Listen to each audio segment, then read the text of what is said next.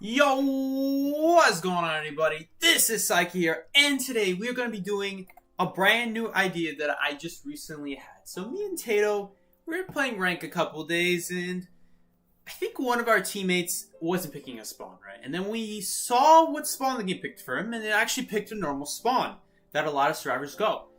So, I was like, what if he purposely spawned nothing to see where the game would spawn him?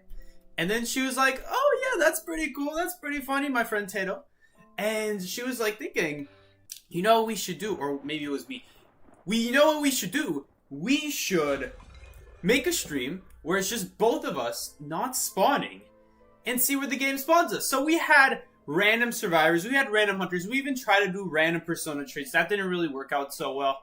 But now we have a brand new idea. What happens if we don't choose our spawns? Will the game spawn us in good places, or will it just spawn us wherever? I don't think the game knows what's a good spawn and what's a bad spawn. The devs couldn't have known what could have been a good spawn or bad spawn when they released it. They obviously want to let the players find out. Did the devs secretly code after that? What's a good random spawn to pick? We'll find out. It's gonna be a lot of fun. It's gonna be a lot of crazy. If you guys enjoyed the stream, make sure to like it, subscribe for more streams just like this one. And of course, guys, we're gonna see what happens when we don't choose our spawn. This is gonna be the first game. I'm excited. I don't know what to expect. I'm expecting like corner spawns, really bad spawns, but for some reason, every single time someone doesn't pick their spawn, it's actually a good spawn, and I don't know why. Like, it's not the best spawn in the world. Not to say that's the best spawn in the world. But it didn't pick, like, a horrible spawn. It didn't, like, spawn them cornfield on Lakeside or, like, in the bad corner on Hospital. Like, it doesn't spawn you in those kinds of places, at least from what I've seen. So, today, it was Tato's idea. Okay, Tato said it was her idea. Today, we are gonna find out the truth. So that's just with one player, okay? Usually only one player doesn't pick their spawn. Like, there's gonna be 3 people, and then maybe someone else will forget their spawn. What happens? We're gonna take it up a level. Not only am I not gonna pick my spawn, but Tato is not gonna pick her spawn. And we're gonna see where it randomly spawns 2 people.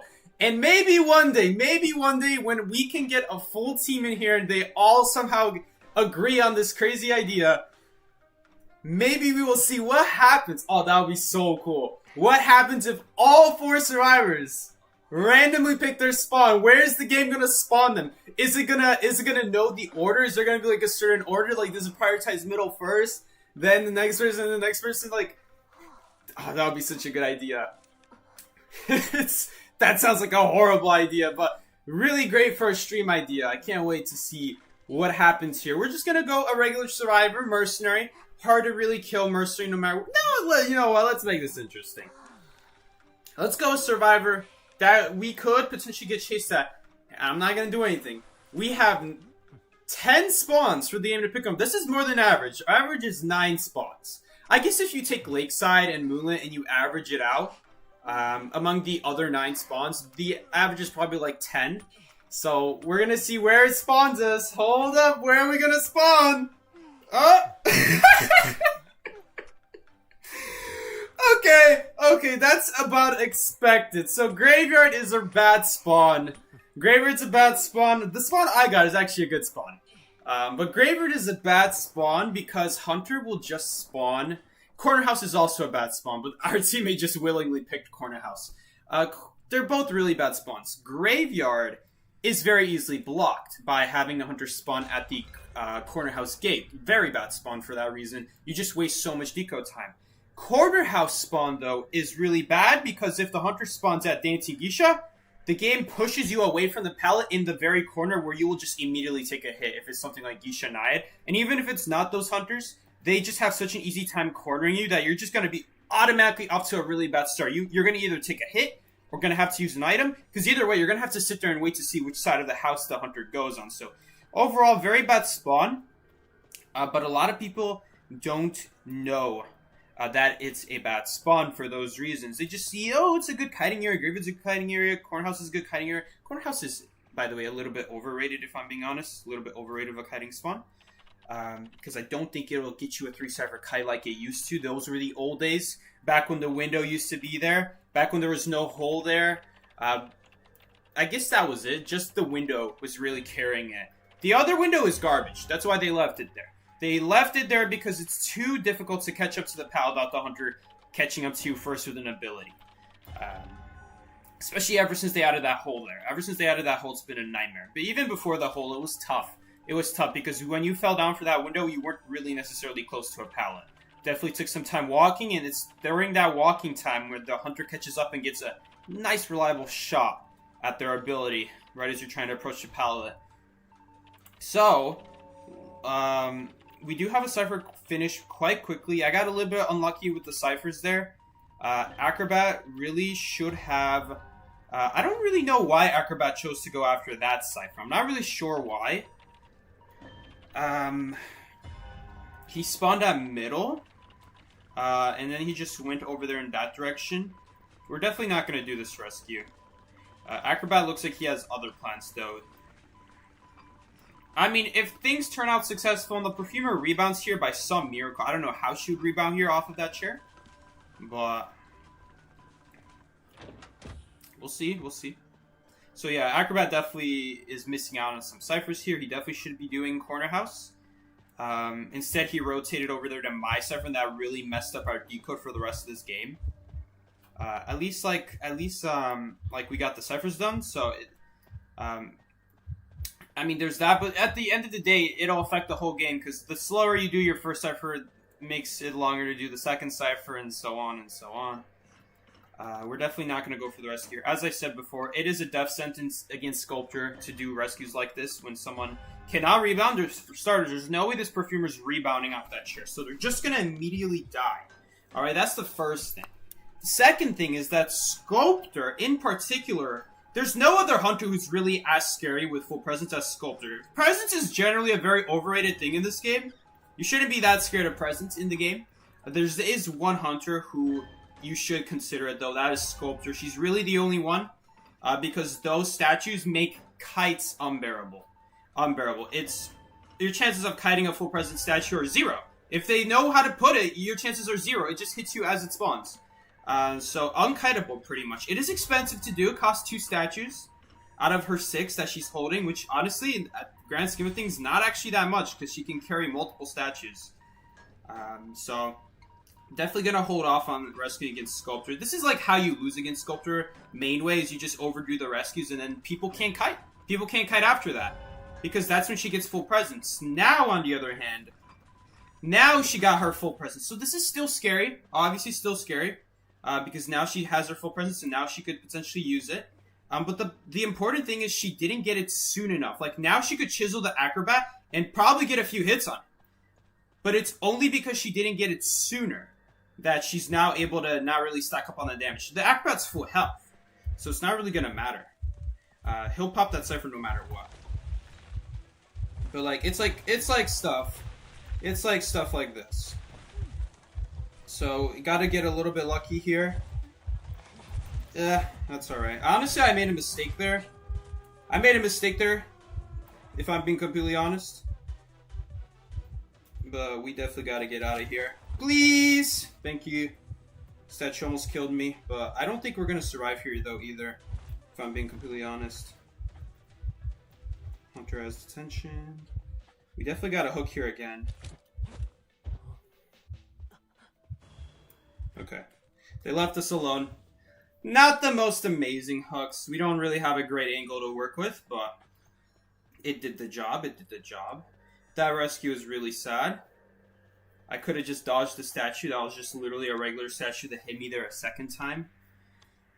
But we do have the pop, and it does trigger a basic hit recovery, and the entomologist with the boost, as well as my boost, will be able to survive from a basic hit, usually. Okay, this is bad, though. Please. Because I am completely dead to full presence here, so honestly... Hello, you decode slower. Seriously. Should've just gave me the gate. Seriously? Why are you not giving me the gate? We actually could have gotten out sooner if he gave me that gate. That's really annoying. Every millisecond really counts, and he just screwed that up. Seriously? Alright, well, it looks like we're gonna lose this match because of a dumb survivor. Unfortunately. Watch out for this Agrabah. This Agrabah's truly one of the world's dumbest survivors out there. Okay, at least she made it out. So we do win this game at least. But seriously, that's how we almost lose the game? Like, come on. If we're gonna lose the game, can it be to a good hunter? Not to people who, like, picking bad spawns. Like, willingly pick bad spawns. That perfumer set herself up for failure by picking corner house. So I'm not surprised she did a bad kite. It's just like, come on. Just read the book. Read the book. You decode the gate slower. Oh, I forgot to click not match with him. That's so annoying. I always forget. I always forget on stream to not match with them because I don't want to match those garbage players. People who just don't know how to read a book and see what their abilities are.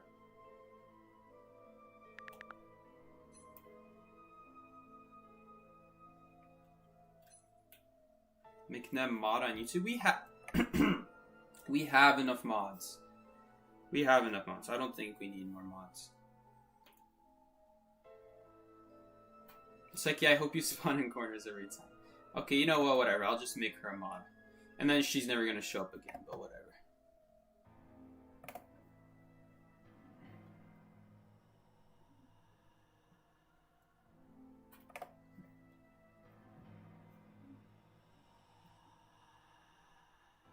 You're pulling like booty cheeks, eh? I don't think Sagi has the capability to be nice. Maybe not in this game. Like, come on. Whatever. Come on, that was a stupid survivor. Psyche is not carrying. We're definitely not carrying that match. Psyche should make me a mod because I'm literally in every stream. Honestly, Beans is a more worthy mod than that, just because Beans shows up like every stream. Whatever.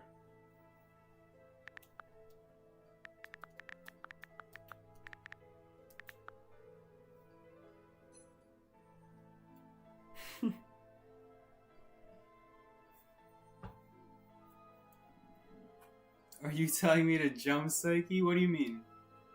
I don't know what you're talking about. Shouldn't you be glad I'm putting my studies above IDV?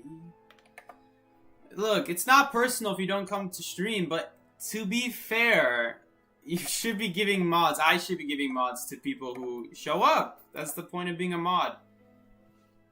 I'm not paying you guys, obviously, but that's why I assign mods to certain people. Because they're here, they're for the better of the channel. Psyche, me pings like the hunter had used blink don't show up. What do I do about that? There's really nothing you can do about it. There are a couple pings like that you can kind of control.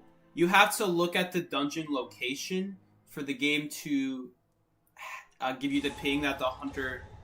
Sorry, that the dungeon is not here, or dungeon is here, or something like that.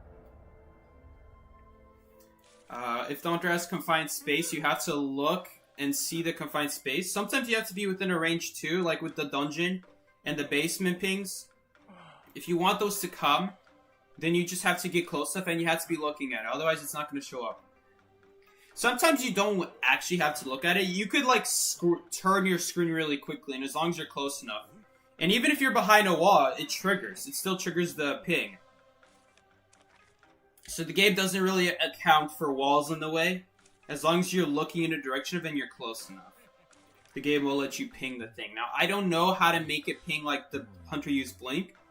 For me, it just automatically happens. I don't even have to be looking at the hunter for it to appear. There is another way that maybe there's another reason why you might not be getting it. If you just pinged something for the first couple seconds, you might not get the option to ping something else. Okay, we're not picking spawns. This is gonna be such a bad spawn. Sorry, a bad map to not pick spawns on too. Suki, what's your favorite ramen flavor? I don't eat ramen. And I don't even like noodles that much in the first place. Alright, let's see where we spawn. You know, that's so interesting. The games, both of us, didn't spawn us in either corner. There were 4 corners and 3 side spawns. That's so interesting. So on average, one of us goes in a corner.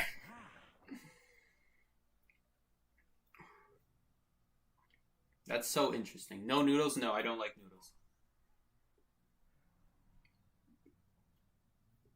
Seki, I dare you to stream a rhythm game after rank. No. I have to like the rhythm game to play it. The only one I really like that I know is a rhythm game is Friday Night Funkin'. And you know, you play it once, you play it twice. You play it a couple hours on Roblox, which is what I did. Literally, someone copied the game straight up, right on there, and it was a perfect recreation. It was crazy. She actually failed the mirror so bad, I might not have to use an ability. Okay, I think I still might have to, just because this kiting area kind of sucks. Let's see. Okay, I need this yellow ping to go away, though. What is with the ping? Did we match with a European player this game? Oh, God, this is some nasty ping. That is really delayed. That's a really bad mirror.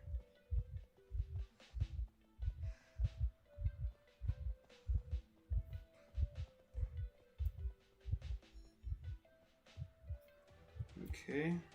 Yeah, we definitely match with, like, some European players, something. Every once in a while. I mean, usually it happens, like, a couple times a year, but this is happening the second time this month, I think, that I have this kind of ping. Yikes. And it's definitely the server. This is definitely not the Wi-Fi. It's too consistent. Okay, did the hunter disconnect? Let's go check on the hunter real quick. What the... Well, apparently we're getting chased, but I don't know from where. Oh, there they are. Wait a minute. What? You guys see the red dot? Oh, they're in the corner. Alright, I don't know. Maybe the hunter's playing in Europe. Who knows? Honestly, these randoms as well. These randoms could be as well. So we didn't actually get bad spawns this game. These are like normal spawns. These are spawns that you would go. Oh man, this ping though. Yeah, definitely. Definitely match with the European player. One time, everyone in the game, I'm pretty sure everyone right now has this ping. Tato might have worse ping than usual, because Tato usually has, like, this kind of ping anyway. And then combined with, obviously, other, like... If I'm having bad ping, imagine how bad ping she's having right now. So, everyone has bad ping right now in this game, I'm assuming. This is way too consistent. I've had a game before. I've had a match before. Yeah, that's definitely a bot chasing that journalist. Not using mirror, but getting chased. Definitely a bot. I've had a match. This happened 5 years ago. This happened like in the first year of the game releasing. Every single person in the game had 500 ping. Something crazy like that. And I started the match and I automatically have 500 ping. I'm like, what's going on? Why is the Wi-Fi so bad? And then I got Forest Spawn. Which is, as Tato has 200 MS. I got Forest Spawn. Right? Now, back then, if you guys don't really play the game back then, if you guys didn't play the game back then there were no spawn selection. You just had to get familiar with what the game, gave as spawns. So, like, there were, like, 6 spawns on Hospital that you could get. Well, 6 spawn rotations, and then each rotation has 4 survivor spawns that you could get. And I got Forest, and Forest is notorious for being the spawn that always gets chased. So, I got Forest, and I'm like, oh, shoot, I'm gonna get chased. And I did get chased. But then I see the hunter come after me. And the hunter's just as laggy as I am. And they were playing Ripper. Oh my god. They're back? Well, they're back. They're definitely back. I don't know if they're being friendly. Oh my god. The lag made me slow ball. Well, they're definitely back. This hunter's definitely back. Tato's in basement. Uh-oh.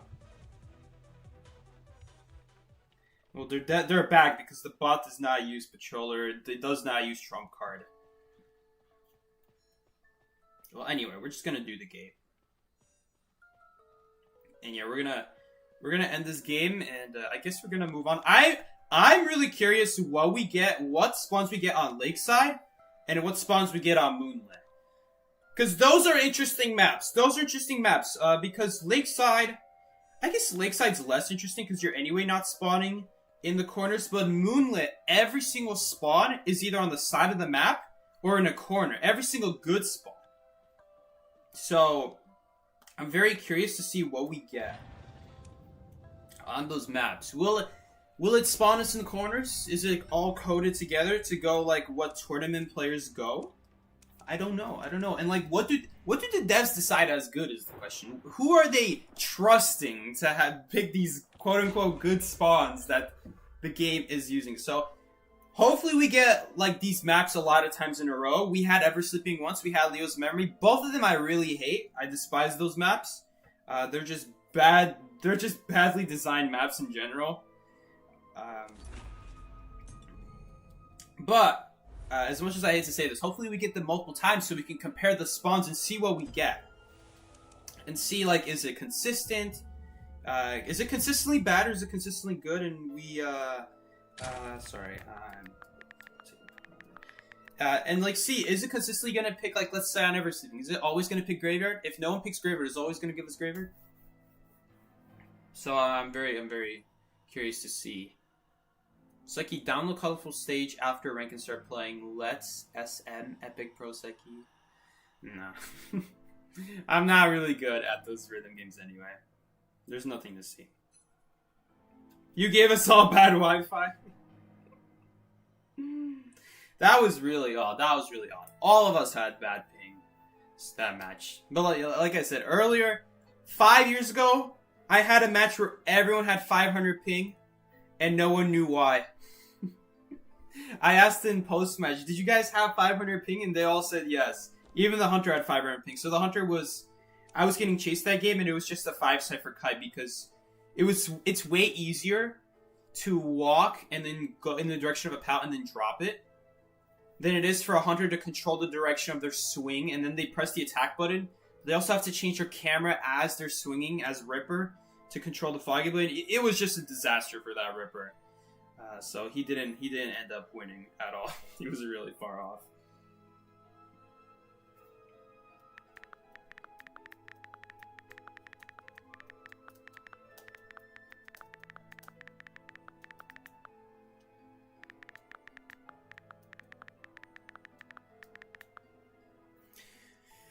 Alright. Patroller Blood Queen. She trump carded there, to be fair. She didn't actually start with Patroller. She didn't start with Blood Queen, that's crazy. Switching her Hunter mid-game. Manifesting Psyche get all the bad spawns. I need to see his true potential. It would actually be exciting. I'm hoping to get some bad spawns here to show you guys how you would work with these spawns, how you get out of these spawns. Obviously, you're not going to get the best results. That's why I don't go those spawns. But there are ways to kind of counteract that. In a real match, when you guys finish some more ciphers and you're forced to do like Statue on Hospital, you'd never spawn Statue on Hospital. But you're going to have to do the Statue cipher, usually, most games. Of course, not always, because sometimes it just won't spawn. Other times you'll just do a different last cipher, you know. Or maybe someone's shared there, so you're just never going to be able to do that cipher. There's a lot of reasons why you could do it or why you could not do it. But the point is, you're not always going to do ciphers that you spawn at. You're going to be at other ciphers that you're not going to want to stay at or spawn at. Like, let's say you spawn outside double doors on Hospital. That's a really bad cipher to do, but it's a good spawn to spawn because you get to transition to a good area and you waste a lot of the Hunter's time, all while you're getting to a good kiting area. You're just wasting Hunter's time trying to get them to follow you, and that's the best way to spawn. Just by default. Doesn't matter if it's Arms Factory. Doesn't matter if it's Shed. I don't care where the spawn is. I don't care how good the kiting area is. If it's in a corner, it's not a good spawn because it causes the chase to start instantly. When the chase starts instantly, you're forced to use your pals to window sooner and your abilities sooner. The sooner you have to use everything, the sooner you die. That's why it's so important that you don't spawn in a corner. Even if it's like Factory. Factory, yes, you get 3-star for kite. But depending on the hunter, sculptor for example, you may not want to start the kite so early. Even if it's a good area, the sculptor can definitely take advantage of factory. With those tight-knit areas and trying to hit you with a combination of statues. Just really risky playstyle going for that kind of idea of like, oh, but I spawned such a good kiting area. For starters, a lot of hunters could go through those areas. Abilities go through them. Maybe the area, maybe factory is just not as good against a certain hunter, as hard it is to take. Sometimes it's not the best area. Sometimes it may be better to abuse the windows more than like the pallet itself at factory. Sometimes the hunter will have confined space, so you have to... Oops, sorry, we're not supposed to pick our spawns. Sometimes you have to... Why are they both going these spawns, by the way? It's like they're going the random spawns. Let's see what we get. Okay, pretty normal spawns, though. These are pretty normal spawns. These are exactly the kind of spawns I would go. I really want to... I had a feeling this would happen. That it just gives us the middle spawns, which is good. That is the spawns you're supposed to be going. So, like, do you have any tips for Cheerleader or any opinions on her? I don't play Cheerleader a lot. It's hard for me to judge how good she is because I have a lot of people... In my opinion, I didn't think Cheerleader was going to be that good when she dropped after I played her for a bit. And I still don't really see the potential. But I have a lot of people tell me that she's actually quite good. And I just never see it. And that could just be because rank randoms. You know, rank randoms are not able to really kite very well on their own. Even as a batter or a forward, you support them, they don't know how to take advantage of the support. They just die after they use the support. And they won't know how to take advantage of it to the good kiting areas. And you know what? That's perfectly understandable. That doesn't make batter a bad character. It doesn't make forward a bad character. It just means you match with bad people. As for Cheerleader, it's a lot harder to grade if Cheerleader is good or bad or somewhere in the middle. Because, sure, batter forward, you could be like, oh my god, that's an amazing stun. They could go to this area, obviously, because the hunter cannot move. Alright, simple as that. Just go there because the hunter cannot move. Simple. Nice and easy. But when the hunter's still able to move, when hunter's still able to use their abilities, Cheerleader doesn't support. Cheerleader doesn't stun or do anything, really. She just watches from the sidelines and hopes you're able to kite long enough. Until you gain enough charges to revive yourself. A lot of the time, I don't see it happening. A lot of the times, I don't think it's realistic. A lot of chairs in this game, and it has to do with the structure of the game, a lot of the chairs in this game are meant to be very hard to rebound from. The devs purposely designed the chairs in this game so that when you get rescued, the chairs are out in the open with no good kiting area nearby 99% of the time. Even chairs in good kiting areas like this one. It's not right next to a window. It's not next to anything like in front of you, anything good or anything amazing. It's going to take some time walking, at least a couple seconds. And like, especially if like this kind of chair, dude, you're especially dead on that kind of chair. Like this kind of chair, more doable. But the point is, most chairs are not like directly in front of a pallet or on the side of a pallet. And it makes it extremely difficult to rebound. But here's the thing, if you can't rebound, then Cheerleader's useless. Because she can't stack up her charges if you just die immediately.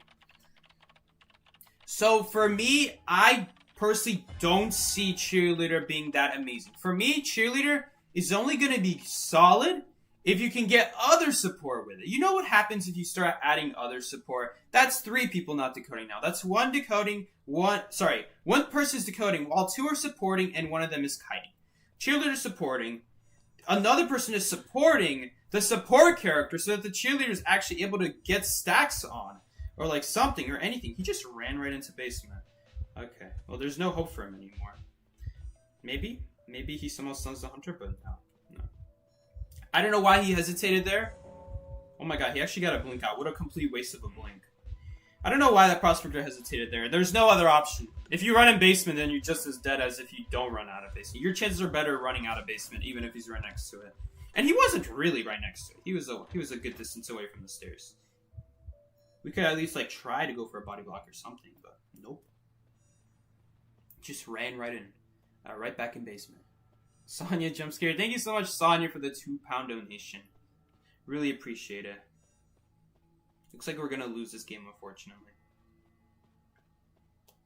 Okay. Oh, Tato doesn't have healing progress. Dang, I thought she had some. That's sad. I don't think they got a chance to heal in that case. Because they were definitely healing up, but Hunter must have interrupted them or done something. That's a pretty cool portal. This is going to be very annoying to rescue. What is that spawn? What is that trap spot? I mean, dungeon is here. He's not going to be able to stop this rescue, but he does have his hook still, which means he could use it on the corner. Did he just try to put it in the open? I don't really understand the point of that trap. That's not even like on a kiting route. That's not a kiting route. At least you should be using, if that's one you use. This Psyche's opinion is the character is bad unless he's playing it? No, there is no... Wait, she had a perfume, but she chose to use the perfume before the gun. Really? Okay. Well, so she wasted time searching in a chest, and she never used her gun. That's sad. Okay, we matched with some I know we matched with some dumb people last game, but this time... Oh, this time we matched with some really dumb people. I don't know the point of that trap. That trap is completely pointless. Oh, man. If we thought the last guy was dumb with his acrobat, oh man, look at this game. Opening chests to get a perfume over using your best item in the game. She's not even going to be able to use it here. Why did he not just swing right away? I'm pretty sure you can swing before the gun shoots. Maybe not. Maybe I'm wrong. Okay, he shot it now. Now I need to leave, though, because he could potentially switch targets. No. He's still on there. Okay. Oh, wait, now he used it? What was the delay, then? Oh, he's scared of the gun. He's scared of the gun. He keeps hiding, and it keeps actually... Uh-oh. Please. Thank you. Okay. So he actually just gave up on the coordinator? I don't know how I feel about that. Yo, we got another donation from Almi. Follower 99. Thank you so much, Almi. Can you say, Ellie, please rank with Mare? My friend isn't ranking. Ellie, go rank with Mare, bro. He needs a partner. Cornier's dead. May she rest in peace. Okay, hopefully he'll go after me. And we'll just kite to dungeon. Oh, this is gonna be tough, though. This is gonna be tough, because he can use that hook multiple times. Oh, this is so annoying, too. Oh, that counted? Really? No!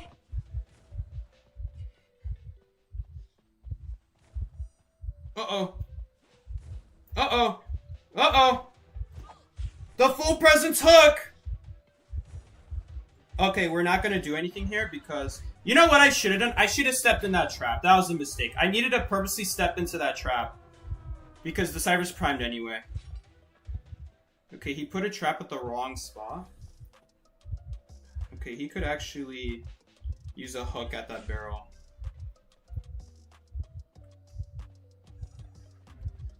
Dude, I really gotta change that music.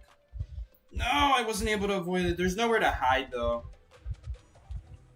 Maybe I could have gone around the edge of the wall in time. Yeah, if he didn't have full presence hook, this guy would be completely different. We're also starting a kite at half health. That definitely makes it a lot harder too, but anyway.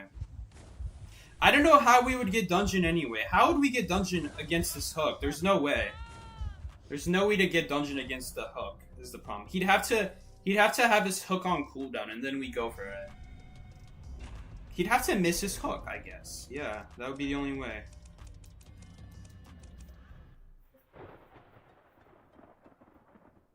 Not putting the trap on dungeon was a choice. So yeah, there was also that. He could just put a dungeon on trap, and then we would never be able to get dungeon. So there's also that problem. We would need Fly to deal with that at that point. Fly was the only way you could deal with a trap on top of dungeon. Psyche, do you have any tips for hunter spawning? The biggest tip is try to make use of your cipher block. A lot of times, as hunter, if the survivors just go the good spawns, you're not going to be able to get good value out of it, because that's what the survivor spawns do. They're built so that the cipher block doesn't get much value.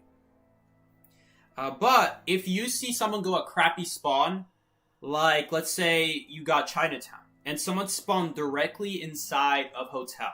Hotel is the area with like a pallet off the stairs, another pallet at the bottom with the reception area, a bunch of breakable windows. That's hotel. It's in the bottom right corner of the map. That's a crappy spawn. Because you just have hunters spawn in the top left. And the Cypher is always going to get blocked there. Oftentimes, though, the survivors will just get dumb luck. And sometimes 2 Cyphers will spawn at the hotel, and then the Cypher block doesn't do anything there either. So maybe that wasn't like a great example. Point is, when survivors go corner spawns, Arms Factory is a great example. If they spawn Factory, that's a garbage spawn. That's a really bad spawn. Because if you spawn in the top left corner of Shed, and then you just chase whoever's at Forest, you get great value out of your Cypher block. The person at Factory is forced to go either front gate, so you might actually find them there, this person you blocked, or they're going to go sandbags, which, you know, sometimes someone spawns there as well. So that Cypher's probably going to be taken. Of course, middle's probably going to be taken. Cypher block is really what you're looking for when you spawn as Hunter.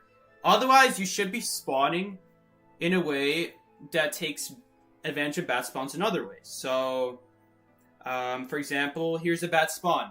I'll give you a bad spawn that gives you a really easy first chase.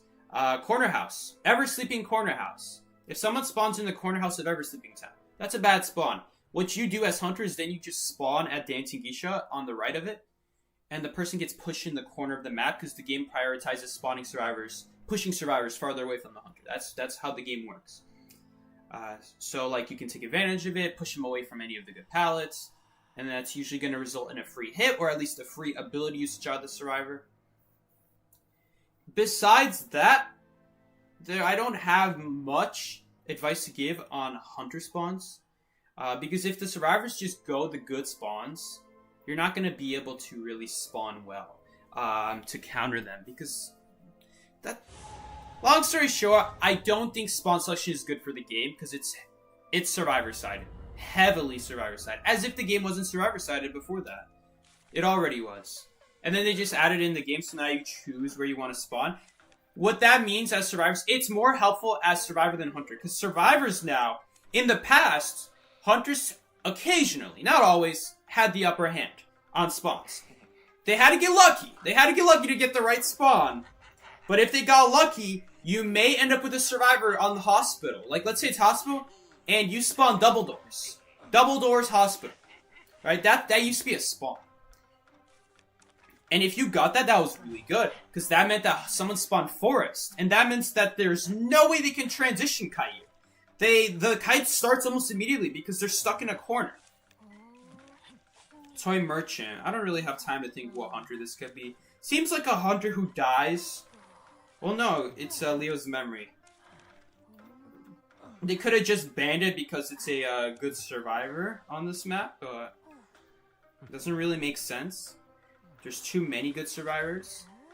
That toy merchant is like the least of your problems. Anyway, so most of the time you're not gonna be able to have a choice. Most games. Survivors have the upper hand. Survivors get to choose their spawn first. Yeah, it just spawns us to middle and me at shed. These are the exact same spawns from last game. I think last game someone took middle and so it spawned Tato where the batter was.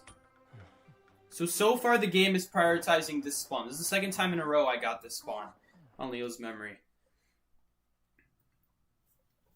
There's a lot of ways to take advantage of bad survivor spawns. There's only like one good survivor spawn combination on each map. Maybe there's a second one, but usually it's only because you know the hunter went a specific hunter or something like that.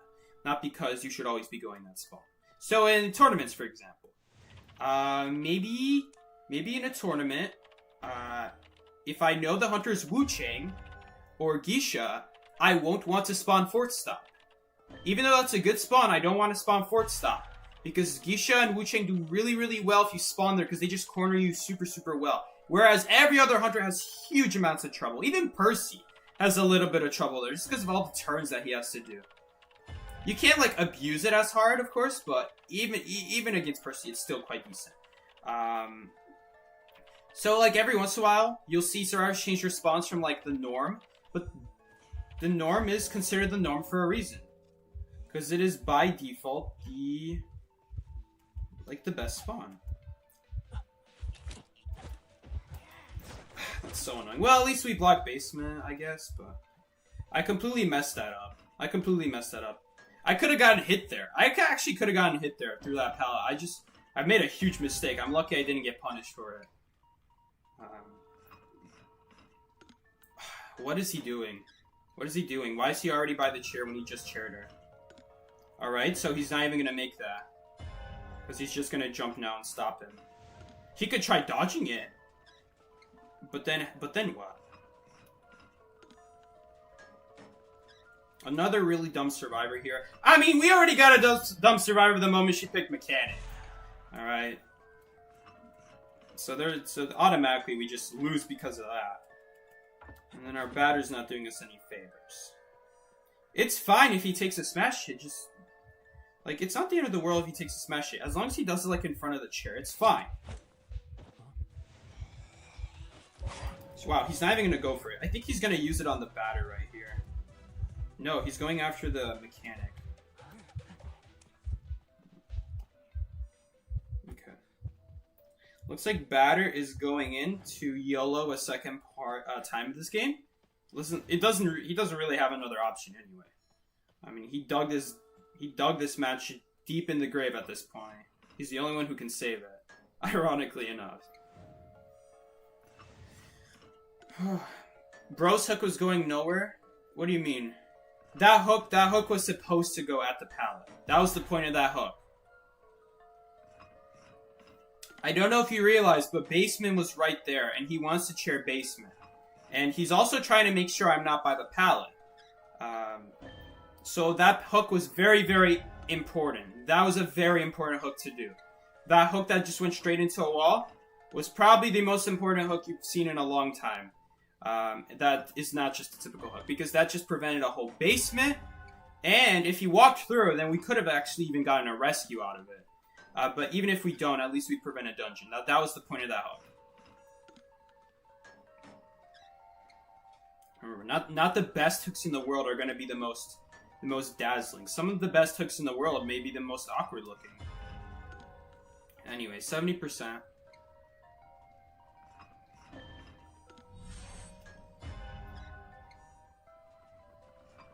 Let's see if the Anto is smart. No need to roast her like that. She's much smarter than both of these survivors.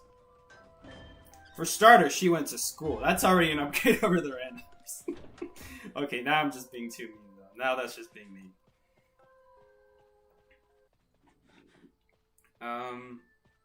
Alright, well, we lost this match. I don't feel too bad about it, because, you know, you're gonna match with stupid people, and stupid people are gonna do stupid stuff. Long story short. And yeah, we're pretty much screwed. Just hate watching everyone die from the other side of the map, I know. That's really sad. Is Dungeon there?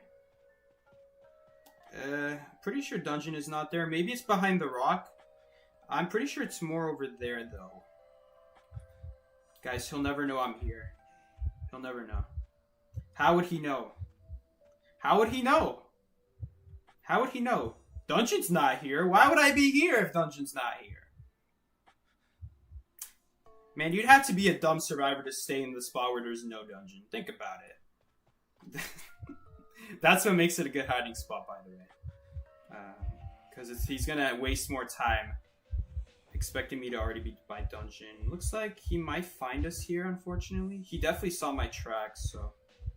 Let's see. No, he definitely saw us now. Okay, unfortunately, looks like if I just ran a straight line, I would have avoided that. Well, anyway. It's alright.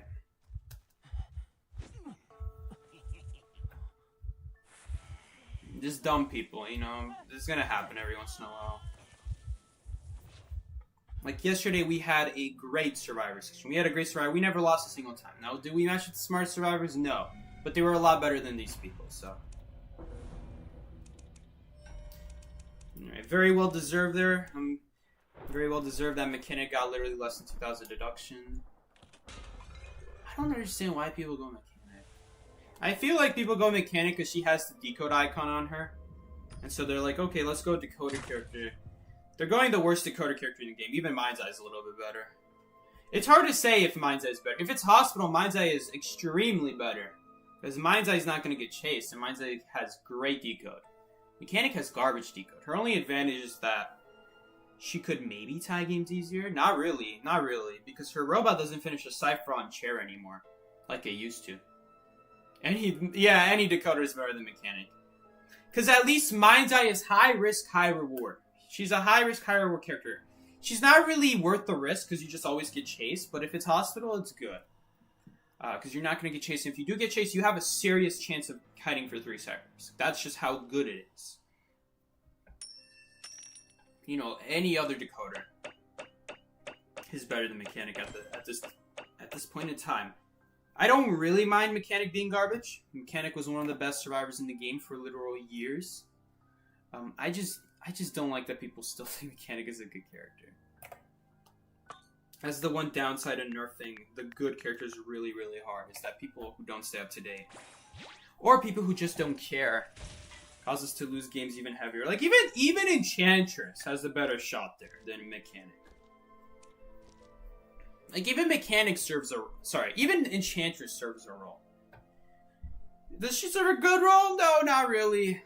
Other survivors do her role way better, but Mechanic has no role. She's not a decoder, she's not a rescuer, she's not a supporter, she's not a kiter. She is literally one of the worst characters in the game. She might, like I said, she might be worse than Mind's Eye, because at least Mind's Eye is good at one job. She's good at decoding.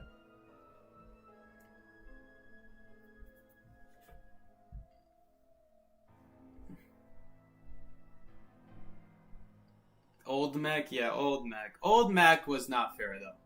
Old Mech was not fair. If they want to fix Mechanic and still keep her good, they need to go a more, like, risk versus reward situation. Right now, Mechanic has, like, all the risk and no reward, actually. She's a person who has no kiting potential with no decode potential. Her only decode potential is that she could do 2 cyphers at the same time. But not really. Not really, because as soon as one person takes damage, you don't really have 2 cyphers being decoded anymore. You have more like 1.5 cyphers being decoded now, because you have garbage decode. If 2 people take damage, you now have essentially 1 cypher being decoded. Your robot is the only thing that kept Mechanic like floating above, like from drowning. And then they nerfed the robot decode, and they nerfed the durability of the robot. So now, once the game goes halfway and you guys finish like 1 cypher, like 3 cyphers, Mechanic's robot will be almost dead. She's gonna get like a little bit of progress on the 4th cypher. And then you guys basically have 1 cypher being decoded because Mechanic is not gonna be able to help. So like you have your kiter, you have your rescuer, you have your Mechanic who can't decode, and you have your 4th decoder. Like for not necessarily a decoder, but the 4th person who's decoding is the point. You only have 1 person doing ciphers essentially, because Mechanic cannot decode for crap. Very often with Mechanic, this is how Mechanic games go. You have Mechanic, a good Mechanic will play safe. She's going to try to hide her main body and her robot. Because if her robot dies, then now she's useless. Hunters won't even want to chase Mechanic because they actually help the hunter in terms of decode progress. She slows down decode for the survivors. So they don't even want to chase her anymore. If they find the robot one time, they instantly start chasing someone else. And they don't even bother with the Mechanic, because the Mechanic is helping the hunter at that point. If the Mechanic's main body is found, well then that also helps the hunter, because no survivor is as bad as kiting than Mechanic, except like maybe Mind's Eye. At least Mind's Eye can use buildings very effectively and see where the hunter is going, so she doesn't have to wait around corners. Usually that's not necessary to do. Alright, Lakeside. There's a lot of spawns we could get here. Let's see what the game picks first. I have a feeling it's going to pick Shed for one of us, though. Alright. I don't know why Wildling's taking so long. There we go. So, I have a feeling I'm going to spawn next to Wildling, or Ento spawns in Shed. And, like, or it swaps. Yeah. Okay, so it's swapped. I'm the one spawning at Shed. This is not a good spawn. As survivors to go this spawn. It's not the best spawn, I should say. It's not the worst spawn, but it's not the best. So for the person who asked, how can I spawn as Hunter better? This is a very common spawn. This is probably the most common spawn on Lakeside that is actually a bad spawn, ironically enough. Because, as Hunter, what you're supposed to do, if survivors do the L spawn, is you spawn at small boat. Big boat instantly gets blocked. Big boat always spawns on this map. There's always a big boat server. So you just spawn over there and it automatically blocks big boat. So if you have like a prisoner or a decoder, or someone who's like a weak survivor spawn at big boat, which you always do, there's always going to be a weak survivor spawning big boat, you instantly kick them off. Now they have to do shore or big rock or outside big boat. All of those hiding areas, except big rock. Big rock's fine. The other two hiding areas are garbage. They're so bad if they get teleported on. Having a decoder, having a kite there is so bad for survivors. So for the person, like I said, for the person who asks, how can I spawn better as Hunter? This is how you take advantage of it. You spawn at small boat, you instantly block big boat. If you carry teleport, you could even choose to later on in the game teleport to the decoder. And they're gonna give you a very fast down because they're just not gonna be in a good kiting area. It's gonna be very, very hard to kite there. Composer has like the best shot of kiting there because what he's gonna do, he's gonna boost himself back to big boat. So Composer's probably the best survivor to deal with a Hunter who does that. I am not really sure the point of this Hermit taking away polarities. I don't really understand the point of that.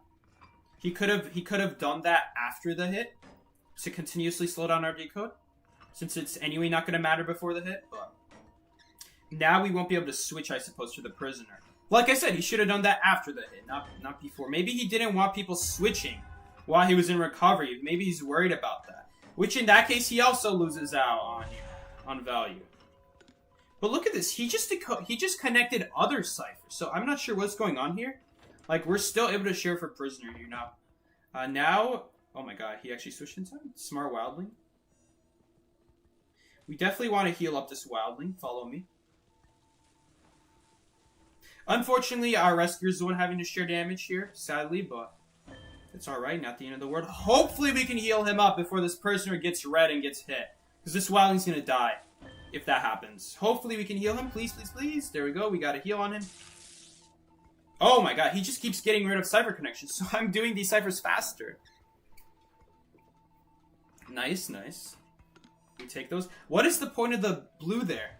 That was a very bad blue. He should have put red. He would get free damage on Wildling, free damage on Entomologist, and Prisoner would still die. Prisoner would not be able to survive there. Let me do the math, actually. Let me do the math. He had 0.9, then he took 0.6, 0.0, 0.1, 0.2, 0.3. 0.4, 0.5, 0.6, 0.7. No, I must be doing something wrong here. He did not have 1.3 health. Hold up, hold up. So, all three of us took 4 damage at the start. That's 0.3. Then, Wildling shared damage one time. That's 0.6, so he's at 0.9. Then, Wildling shared damage again. So then he's at 1.5. Oh, I see. Okay. My mistake. That Hermit actually did the correct move of putting the blue on the prisoner. Because the prisoner would have survived if he put red. He would have survived with 0.1 health. Okay, there's no point of using a hook here. What? Oh boy. This is definitely a Hermit of all time. This is definitely a Hermit of all time right here. Unfortunately, we're gonna take a hit here. There was a... Wait, he's not gonna make the rescue? Bruh. There was actually a way of avoiding that, technically, so I made a slight mistake there.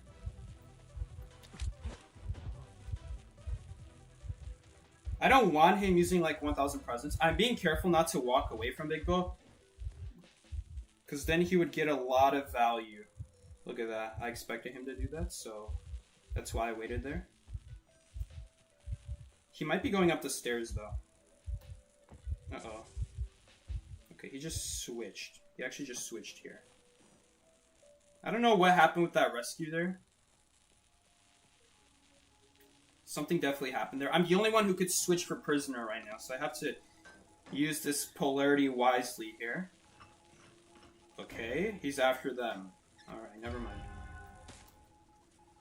That's a little bit sad. I mean, to be fair, if this Hermit aimed properly, I should have no chance of surviving to prevent that wildling from going down. Okay, we're gonna swap here because wildling's gonna go down no matter what.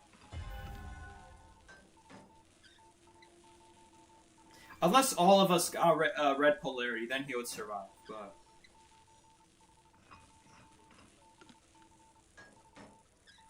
Did Prisoner just take damage there? Okay, Prisoner just took damage there unnecessarily. Okay, I have to get healed up here. Either that or Tato switches to blue. That might actually be a better play, but... I don't know. I don't know if we're gonna have, like, health later on this game, so... Seriously? Oh... I hope she switches to blue. Well, she's dead. Oh, no. Entomologist actually survives because of Prisoner. This is very annoying. We're not going to be able to rescue him.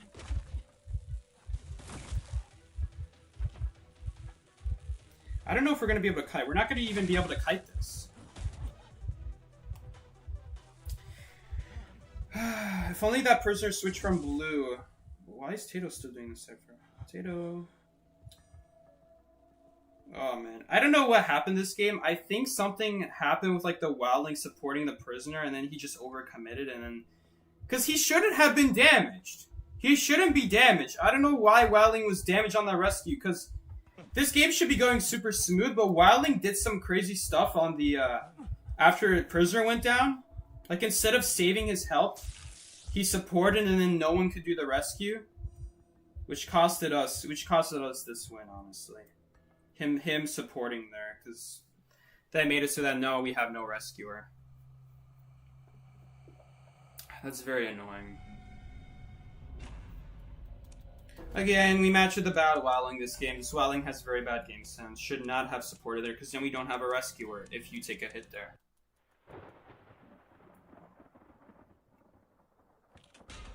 He did not deserve that win, but because we failed that first rescue, because Hermit took that damage unnecessarily, we just don't have a rescuer after then. So Prisoner has to die.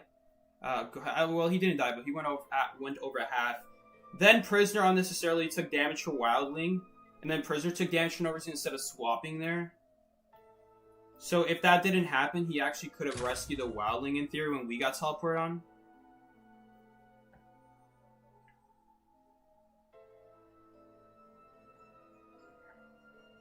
I know he died once he got hit by Hermit. The reason he died is because he took a hit before that. If he didn't take a hit before that, then when I take a hit, he would still be alive and able to do the rescue. And the reason he took that whole hit is because, again, he took a hit for no reason. Prisoner got terror shock, that's nice. Well then, hold up. Did he get terror shock? There's a terror shock this game, yeah. Someone got terror shocked. Normally it doesn't matter if someone got terror shocked. Only if it's full health or like below half health point is. Yeah, I have a feeling if he got terror shocked, then whoever took that damage, they took a lot of it. And so then he ended up going down. He had enough health until Prisoner got terror shock. Okay, that makes sense.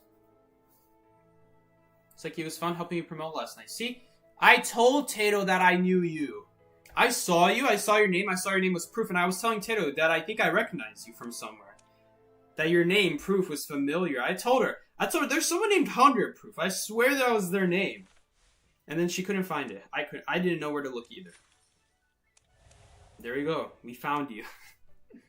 Thank you for helping us. Alright.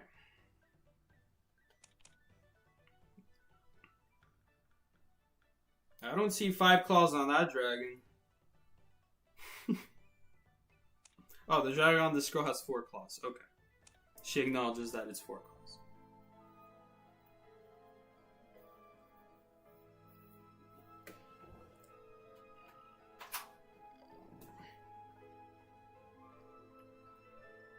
Okay. Well then in that case, if Prisoner's the one getting terror shock, then it's not really the wildling's fault. I still think he should be more careful about getting polarity as a rescuer. I would definitely have gone way easier on the support there. I would not have even supported there at all in the first place. Because we gotta guarantee we gotta get that first rescue off, and then prisoner just went down there and took damage for no reason, extra damage for the wildling. Then wildling couldn't rescue because he went down.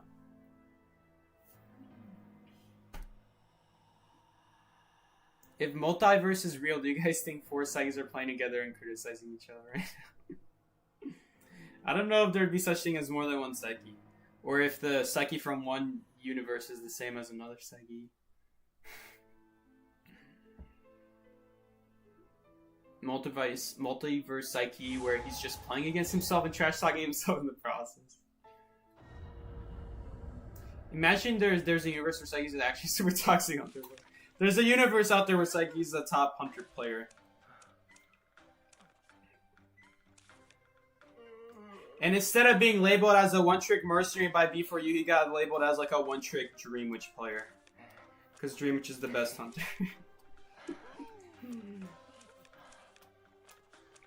Obviously, I'm gonna play what's best.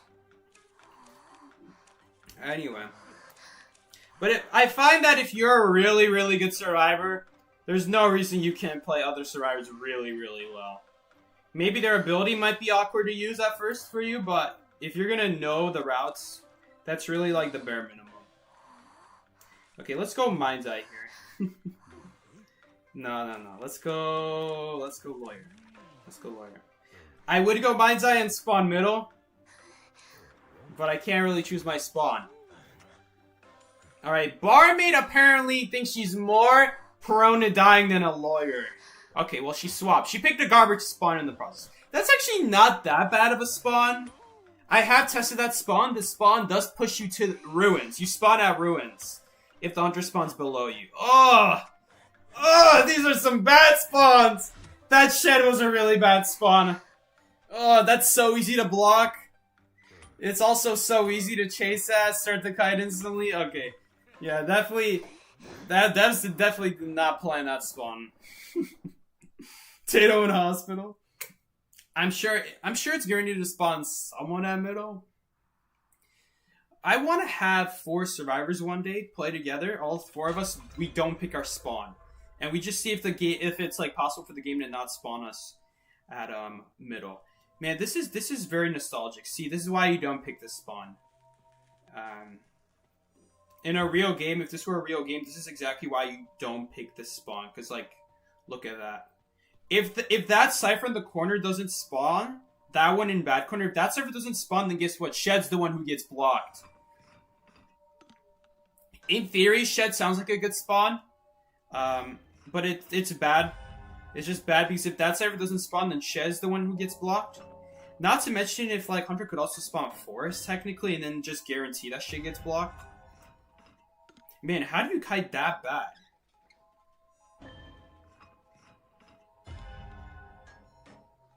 The best spawns are the 4 corners of the map. For real. I'm curious. Maybe one day we'll get, like, that kind of spawn. He's definitely putting a rock on the Cypher.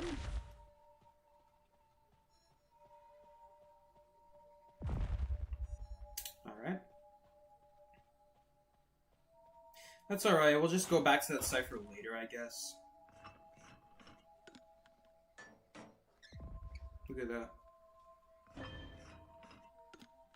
The rock is triggering, so every time the rock triggers, that would be damage on me if I were to be decoding. So it's just safer to just do a different Cypher. Starting to think that the randoms are playing with their eyes closed. We're doing the random spawn challenge, they're doing the blindfold challenge. Oh, he's still putting... Oh, he's putting rock at that Cypher now. Okay, I see. So this Toy Merchant is not doing the correct play here. This Toy Merchant should be going to do a different Cypher, since her Cypher has a rock on it. Because think about it, she's anyway not going to be able to decode for 20 seconds. You spend less time walking to a new Cypher. You spend less than 20 seconds walking to a different Cypher and starting decode there. I have to play safe here. Because this is potentially dangerous here. If he were to go after me. Not a very good route from this Toy Merchant. Taking the stairs there was a very bad idea, just because that's free damage. Now, if she had the wings there, that would be good. to go up there, it'd still be worth it, because then she could fly down into birdcage. Like, it'd be worth the chip shot then. But she just used her wings, so that's completely pointless to go up the stairs to drop down. It would only be good to do that if she had her wings. Uh-oh. This is bad.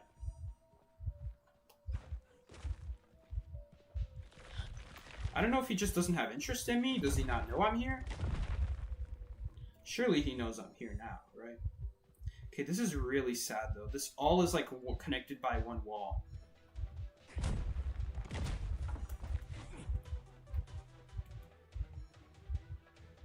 He can also speed himself up right here, unfortunately. We have to deal with a garbage pallet now. Honestly, it's just worth taking the veteran bonus at this point. I did not expect that. I should have seen that coming, honestly. That was my fault.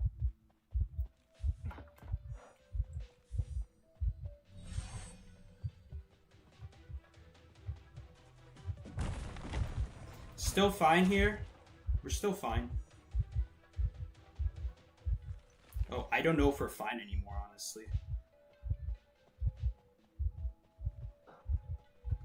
Really? Taking my window?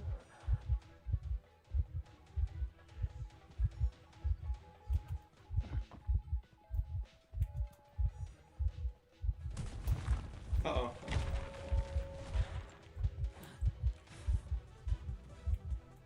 Well, now she's just gonna go down. Hey, don't look at me. You were the one with health here who could have dropped that pallet. She's the only one here who could have dropped that pallet. I would die if I ever go for that pallet.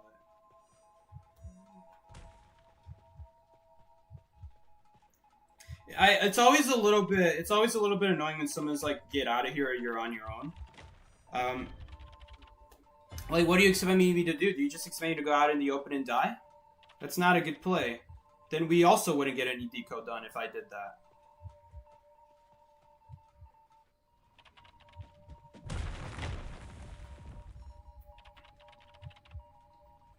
That would be even worse. If anything, that toy merchant can help us. That toy merchant could help my kite and drop... Oops. I was so busy focusing on talking. If anything, that toy merchant could help our kite. Instead, she's over here blocking my windows, not dropping the pallet. She should be helping us getting out of there, not being like, oh, you're on your own, get out of here. This is a team game. You're supposed to help each other when one person is having... If one person can't drop a pallet for themselves, you're supposed to help out. Like, a chip shot for someone who's at 3/4 health is not the end of the world. Sorry, chip shot for someone who has, like, 3/4... Like, you guys know what I mean. Like, not damage, but 3/4 health. Like, you only took one chip shot. No, this is so annoying, though. I can't do the cipher. It's just all because someone just did a bad early game kite. If they didn't do a bad early game kite, this would be a way different game. But it's just, like, once he has full presence, he actually doesn't become that bad. It's still pretty bad, all things considered, but... Like, you guys saw how long we were able to kite there.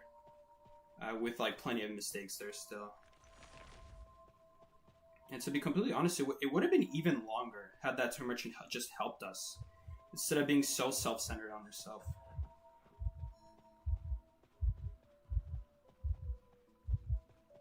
Yeah, we're definitely dead here.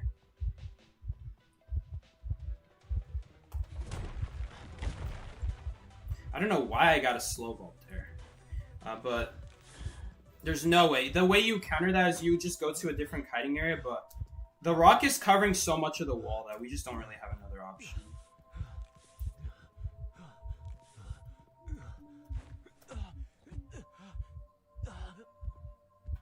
Yeah, people reacting this as a team game. She could have helped us there. Instead, she which is ironic, because when you don't help your teammates, you also hurt yourself. So she should have been helping us, because you guys saw, that was a great example. She wasn't helping me drop the pallet, she paid the price for it, she died, and honestly, that was deserved. It's deserved that she's the one who goes down for not helping me. It's the exact same where, like, people are at birdcage decoding the cipher, and I might be injured, I might be really requiring that distance, I might not be able to drop the pallet by myself, I might need someone else to drop it for me, or else I'm going to potentially die going for it. Where I'd rather have someone else drop it for me. And even if I'm not about to die, it saves more time if someone else who's not kiting drops it. Because then the person who is kiting doesn't have to waste animation time standing there dropping a pallet. They just let someone else drop it. And that saves time too. That gives more distance on a kite. And I have plenty of times where like I run past the birdcage and someone's there standing at the pallet and they just won't drop it. They just won't drop it for whatever reason, even though they're clearly standing by it. Or passing by it, or like one of the two things, you know? If they ran away from the area, if they like completely ran away, not towards the pallet, then yeah, I get that. That you couldn't rely on them. I have times where people are literally by the pallet and they still don't drop it. So I don't understand that. If you run away, you're not always supposed to run away. Sometimes you are, sometimes you're not supposed to run away, sometimes you are supposed to help the person. Maybe the hunter's super, super close. So then it would be really bad if they had to drop the pallet, because then if they have faster pallet breaking, that pallet won't give much distance. As opposed to if someone else dropped the pallet, they're spending time running away, and even if they have faster pallet breaking, now they're able to reach the top pallet upstairs because they didn't have to waste time dropping it themselves. You know what I'm saying? Like little things like that. She probably said stuff in post-match, but she probably said it before we left the match, so we can't actually see it. If you send stuff before the person leaves the match, it does not show up for the people who are leaving later. Long walls suddenly going from friends to enemy. Long walls are still friends against what's his name? Against Fool's Gold. They're still really good against him.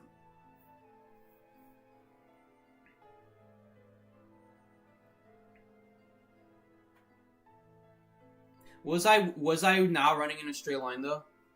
Because yes, I know that. I know that's why you get a slow mo. It's a rhetorical question.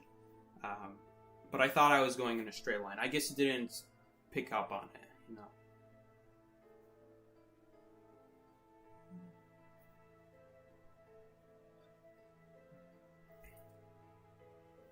What's up, Peter? Welcome to the stream. Ugh. I think we lost every game so far. 2, 3, 4. We won one match because that was a disconnection. Alright, hopefully we get some better teammates because we have been matching with trash cans so far. We've been matching with like literal dumpster fires. Barmy just going down instantly. Look at that. I don't think I've ever seen that low of points in a real match. I probably saw less than that, if I'm being honest, but... Ugh.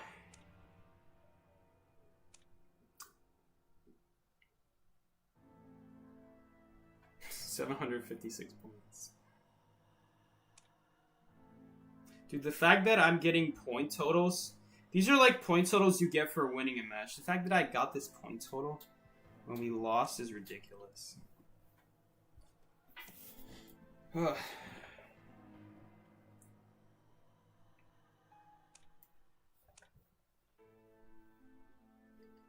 $103 points. That's how low. Oh my god. That's some really low point totals. Look at this. Didn't even lose any points this game. Solo escape.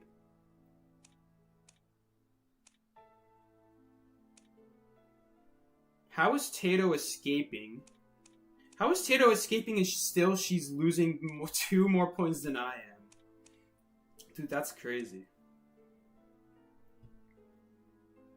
There's no yellow in IDV? Really? I could have sworn the bridges in Moonlit are yellow. Isn't the ground in Moonlit yellow? It's not like a deep yellow, to be fair. Really? You can't find any yellow? Maybe not. There probably is not like an example of like a super clear yellow. You could probably find yellow, but like not like walls, not like big stuff. Probably like a random object, maybe. That's really interesting. Tato sacrificing. Tato did not sacrifice herself. Tato jumped through dungeon. I was the one who died.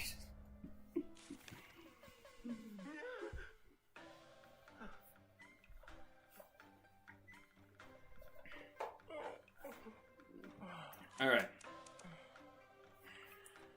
Maybe not picking spawns is confusing our randoms. I mean, I don't think the randoms would be able to kite no matter what spawn you gave them. Because they just don't know where to go. But who knows? Who knows? We're gonna go lawyer. Look, even if I don't do a 3-server kite, at least we're gonna tie, right? Hopefully. Hopefully we tie. Alright. This dude's been playing Painter for a while. You'd think he'd be good at Painter. We'll see about that. It's like if green is draw and yellow is win in the game, then why is... Green is not draw, green is gray. Then why is win green and yellow draw on your tally board? Tying is gray, Luca. Look at the spawns! Look at the spawns! We're spawning at like normal places. We have 4 at that factory. Bet you the hunter wasn't expecting that. Dude, we're going the reverse psychology route. It's a shade of green? No, it's not. What are you talking about? Luca, are you colorblind? Luca, that's a genuine question. A very gray green? What are you talking about? Has anyone looked at... Anyone besides Luca, has anyone here looked at Ty and thought to themselves, yeah, that's a little green. I'm feeling a little bit green today. Anyone? Has it... No. Has anyone... Does anyone here think it's even slightly green? Raise your hand now. Raise your hand now. Bunny thinks it's slightly green? Okay, who else? Who else? Okay, there's one. We got one person who agrees with Luca. It's like you go down to a photographer and see... If we're gonna go down to a photographer, it's because I get picked up. We're not gonna go down to photographer. Brother, I be kiting photographers to dungeon. I be the dude when the hunter kills someone early game, and the hunter is then forced to chase someone end game when the gates are open. I be that dude, the lawyer, kiting the dungeon. Happened a few days ago. And then I think I had another photographer match. It just... we didn't win that one because I got told wrong information about where the dungeon was, but... Oh well, assuming that doesn't happen. Okay, where is he? Okay, he just checked shed. What is that? He just dropped? Guys, this is what he did. This is what that photographer just did.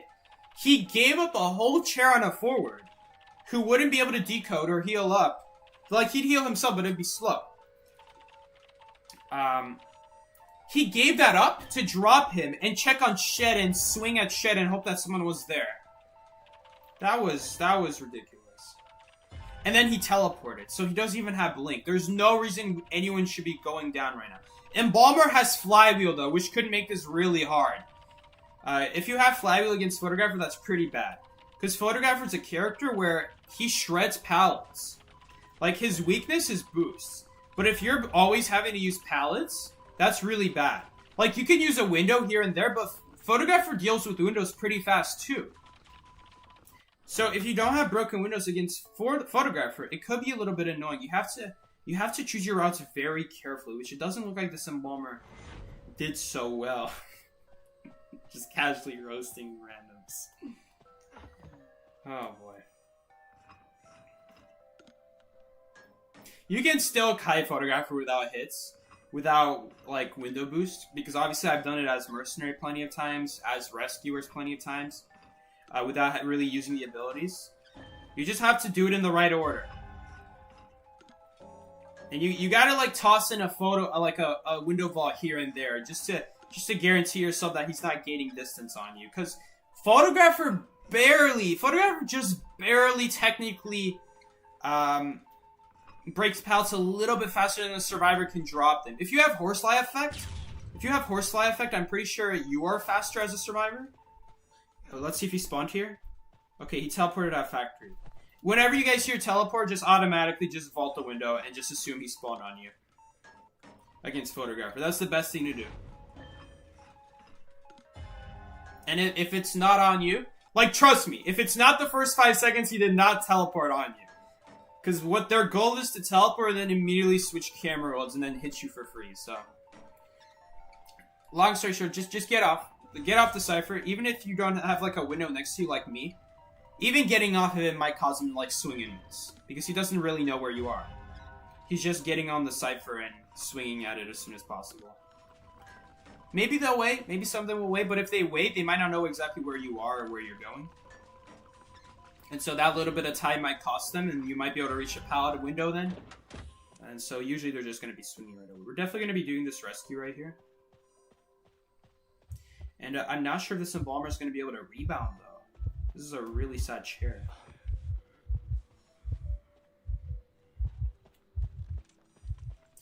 Honestly, if I'm being honest, we probably could have rescued right there. If I was next to chair, that wouldn't have been that bad of a rescue.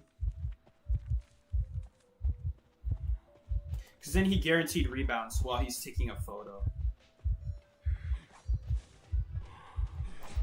No, rescue! Oh my god, that might cost us. Okay, well, I don't know. Lag just happened there. Let's go in camera mode real quick.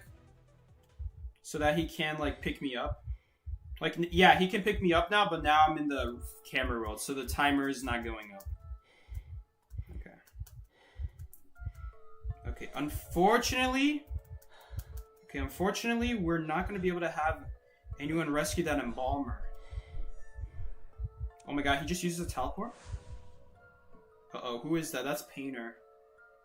No, I think embalmer's going to get seen. I mean, I'm in camera mode. I'm completely safe. This is not even like my first chair. Yeah, there we go. He's gonna opt to go after me. That's... I guess he didn't find Embalmer. He should be going after Embalmer if he saw him. No, Painter, why are you going after him? Go after me! He's so gonna teleport here. We're not gonna have it before I have rescue now. I don't know what this Painter's doing. Why are you healing the Embalmer? Did the Embalmer already use self-heal? Maybe the Embalmer already used self-heal, but... Cypher's gonna be primed. Oh, Cypher's actually not primed. What the hell? Cypher's... Well, it did, like, lose progress after camera world ends. Watch this dude just get found anyway. The Embalmer, I mean. Ugh, Painter's getting found too, though. I mean, worst case scenario, we do have a Cypher prime. What? That photo's just standing there. You guys see that? He's just standing there. What is he doing? Are we just gonna let the Painter take a hit? I guess we are. Oh, he's going after me. I accidentally let go of my screen there. So I just stood still. I just wasted like all my boost. It's okay, we'll take a hit on purpose here. And this is gonna be a beautiful transition to Factory. Hello, could you hit me? Okay, he's waiting on Blink to come back or Teleport to come back. Alright. I was gonna tell him to pop as soon as I drop that pallet, but he just hit me. So, it's fine. Not really sure what that card trick did. I don't think he really thought that through.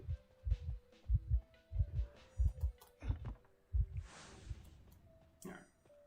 Oh my god, did they get out? Okay, one person didn't get out.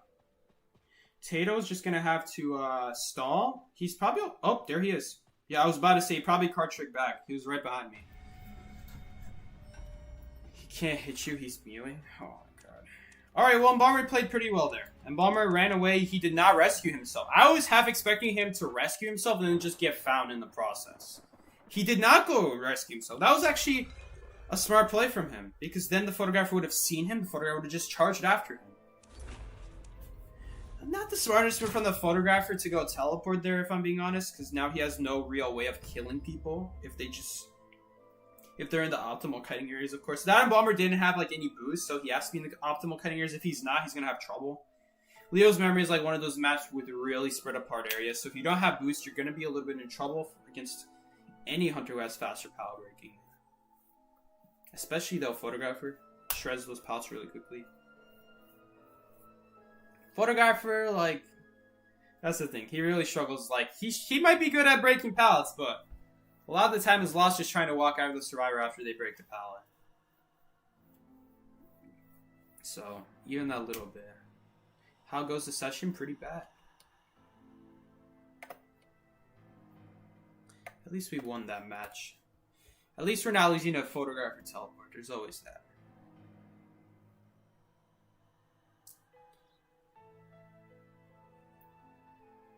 And I think Tato out here also carried a little bit. Because that photographer could not pick up that Embalmer. Something was stopping that embalmer from getting picked up right away after he got knocked down the first time, so... Pretty sure Tato had something to do with that there.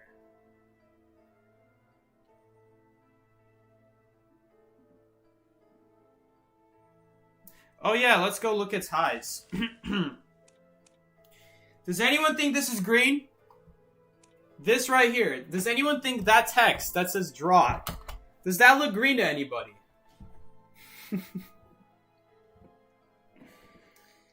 Does that look green to a single person?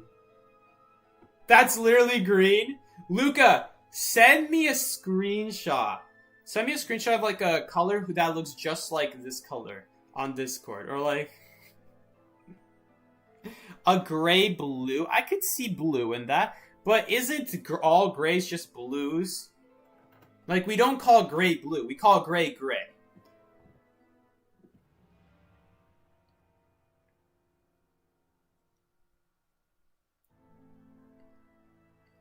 The box, like you think the box is green? You look at the box? I never looked at the box. I mean, I guess the box is green. Not really. Is it?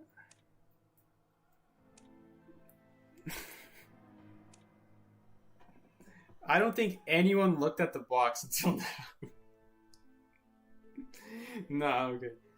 I don't know. Either Luca is colorblind and just put the blame on the box. Said, oh wait, I'm colorblind. Shoot, wait, Psyche, I meant the box. Yep, the box.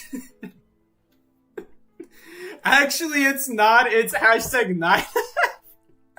Dude, now that's the real nerd response right there. Where did you get that? Hold on, let's search that up. Is that actually the same color? Where did you get that color? Wait, it's orange? It says here that it's... Oh, it's on the orange spectrum, but... How did you find that color? I don't know, but to me that doesn't look like... Oh yeah, it looks more brown than gray. Look at Discord, it's orange-brown. It's about the box. You sent the proof? Okay, let's see Luca's proof. Where's the proof? Gray?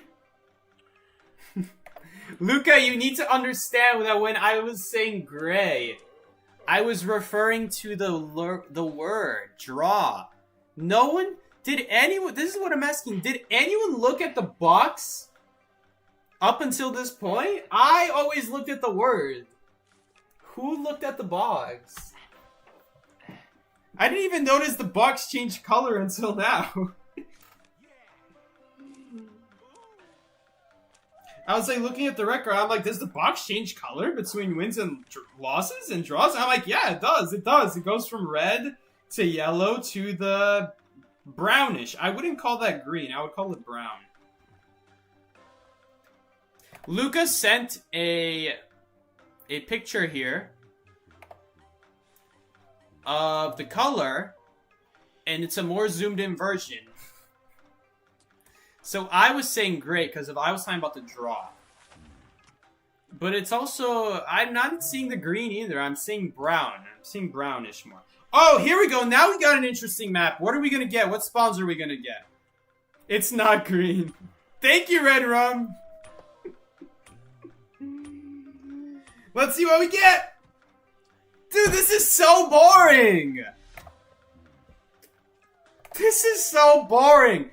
Okay, next stream, I'm getting lazy, I'm getting shark, and we're doing this challenge all together. And we're gonna not pick our spawn. I need to do this. Seriously?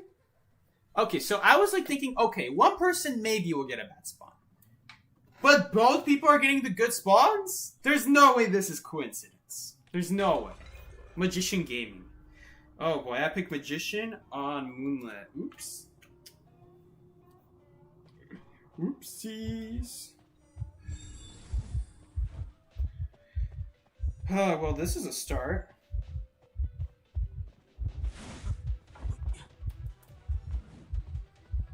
He actually swung at that, which gave us a little bit of time now, but... This is still really bad. Bait him to swing. There we go. Maybe bait him again. Shoot, he didn't fall for it the time. Maybe he'll fall for it right here. Beautiful. Bait him again. Okay. He doesn't have the ability to destroy pallets anymore, so we're able to freely drop that now. He might charge his swing right here. Okay, he still doesn't have enough to destroy a pallet. He might go for a dash here. He barely missed. Ooh.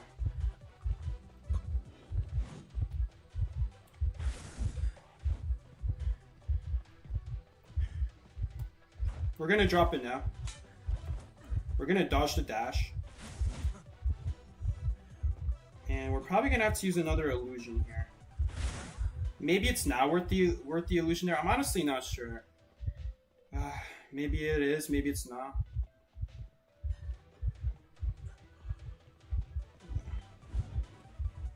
But yeah, now we're just gonna die though. Oh my god, he still thinks I'm there, which is buying us kite time now. Can you dash? Bye. Oh no, now we're dead here though. I have to drop. I was hoping it wouldn't count. I probably should have went on that side of the wall. I don't know if we would have made it though. Yeah, we should have crawled here. I think we would have made it. Oh, I don't know though if we would have made it. So hard to say. Well, that was a pretty good kite. And every single cipher is far away. Okay, unfortunately, Embalmer pressed the button, which means now I bet you Percy's on his booty cheeks right now. Yep. I don't know why he went to press that. Why? Why would you go to press that? Okay, I'm actually not going to pick myself up right away because I'm not in like a great kiting here. He could just teleport on me and I would die. I'll pick myself up now.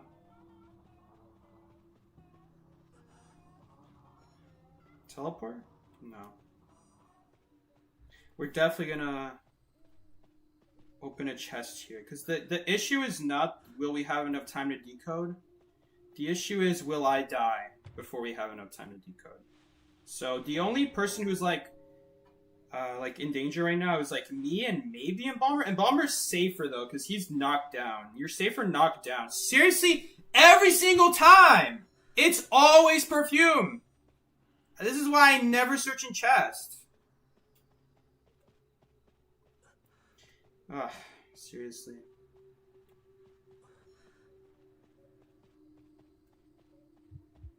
It's perfume every single time. It's such a waste of time opening chest, but the other option is like getting chased and dying almost immediately because that area is not going to be good against Percy anymore. There's the teleport. Okay. Now that teleport is used, now it's safe to do the cipher. Until he uses a trait, I cannot do a cipher safely. Otherwise, we're going to be in a lot of trouble. We're definitely going to heal up Tato here. Just to save herself a self-revive. Please! Is this the barmaid from that one? Oh no, this is the barmaid from the Fool's Gold match. She's just going to go down instantly. I already knew it. Because that's what happened last game too.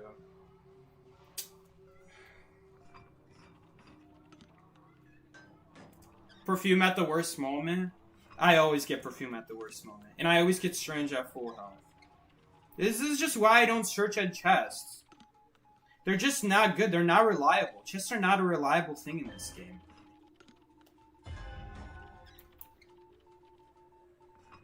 The only time it's okay to do it is if you are like seriously have a serious chance at dying in your area against Percy. If there were windows here, I'd be more inclined to just do the cipher, because we could live. We could live. We're gonna pop right away, I think. No, Tato, help me. Tato. Whew, we barely didn't take a hit there.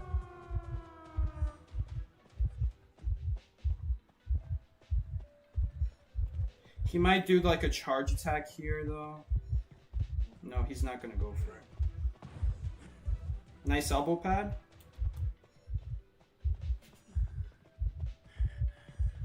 Maybe he'll go for it now. No, now he teleports. Clean elbow pad. That's what we like to see. That's how you elbow pad. Whew. I did an elbow pad like that yesterday, I think, where it like curved around in a circle around a wall. Oh, she made it out. Okay. I wasn't sure if she was able to make it out. Okay, now am I going to be able to make it out, though? Oh, no. There's no way. You guys see that? So, oh, we get the extra dungeon point, too. Nice. Percy becomes so bad when you're at 50 energy or higher. Like, I shouldn't say that. He becomes really bad at movement when he has 50 energy or up. Because every time he dashes, he's thrown up in the air. It's faster to not even jump. If possible. But if you have to jump, if you're stuck at 50 energy or higher, the only thing you can do is let yourself jump up in the air and don't slam down. If you slam down, that's actually slower than just letting the jump run out on its own. Because of the animation time. That was a good match. That was a good match. Someone said that was a good match. I guess it's a good match. There was one mistake there, I'd say.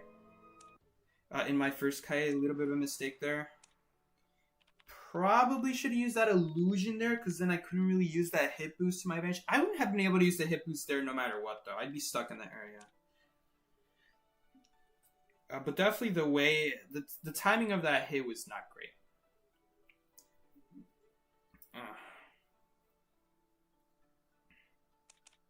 I mean, so far we're getting pretty normal spawns here.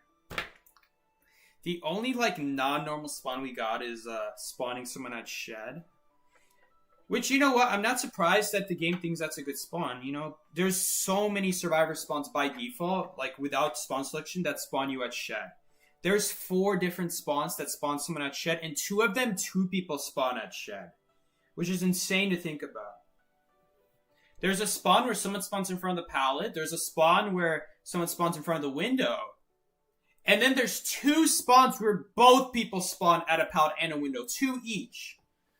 Which is crazy. So there's in total like 6 survivor spawns that could spawn at Shed by default if you don't get to choose your spawn. Which is crazy. So the game loves spawning people at Shed. And it's a really bad place to start kites because you don't get transition time. You just have to let the hunter come to you. And it often causes the kite to start sooner than you'd want. But, you know, back in the day when there was no spawn selection, you weren't really complaining about it because it's all you could really do. I mean, no one really thought spawn selection would come out in the game. I definitely didn't. I don't think it's balanced for the game. I don't think it's fair for hunters for spawn selection to be a thing. Psyche, these random spawns are too good. You need another stream to compensate. I don't think it would matter. These seem too intentional.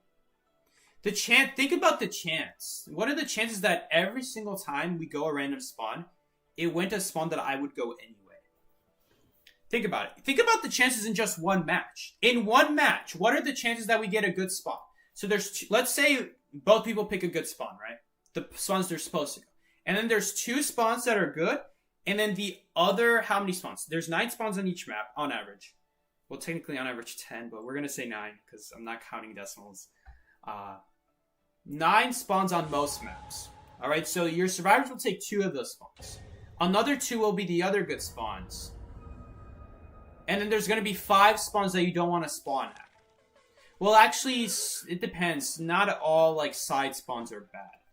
We're going to say the corners are really bad. I'm going to say the corners are always never spawned. So 4 spawns you definitely never want to spawn in.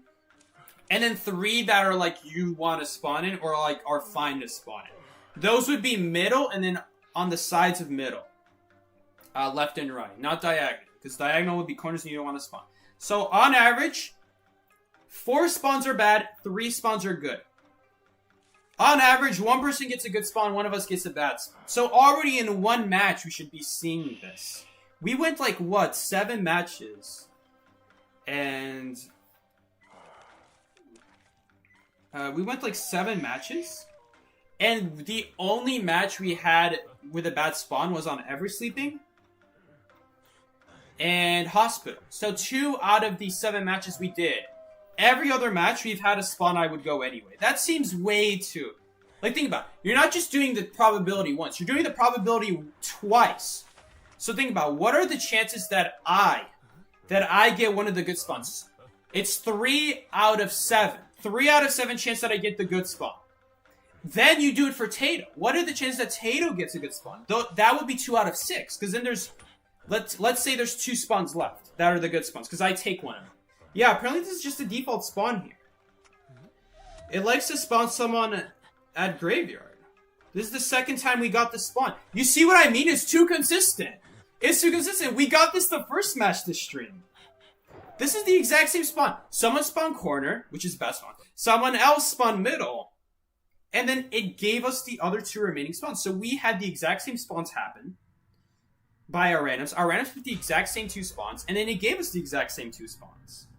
I'm curious what happens now if someone else like chooses different spawns. Like what if we don't have someone go corner house? What if instead someone else goes like a different spawn?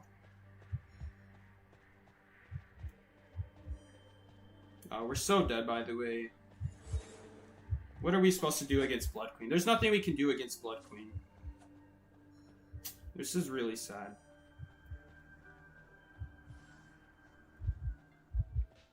We actually have to use this palette, unfortunately. And, we can stall a little bit by doing this, at least, but... She's just gonna have another mirror now. She messed up. Nice.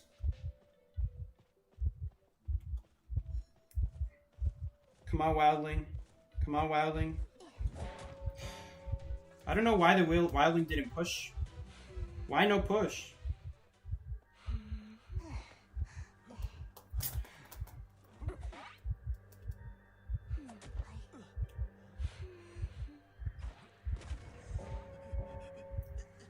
Why are you trying to predict blinks? Why? You're full health. Just take the half health. Oh. This is another example of just a garbage player, unfortunately. He could have pushed sooner. He didn't.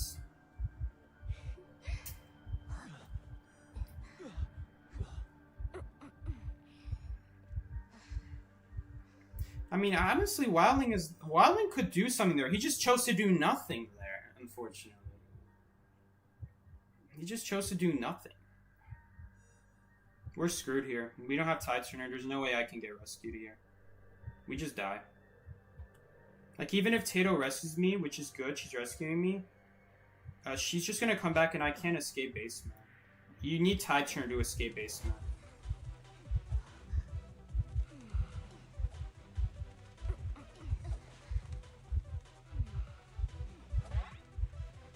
No, I still can't escape. Could you push? Something! No, we can't. We can't. Something! Anything! Why are you just giving free hits?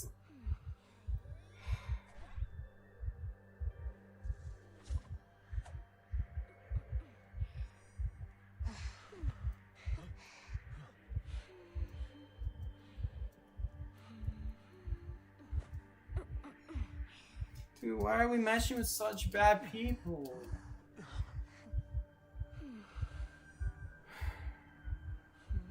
No, it's not that he's leaving me for dead. Leaving me for dead would mean doing the ciphers, which is better than whatever he's doing.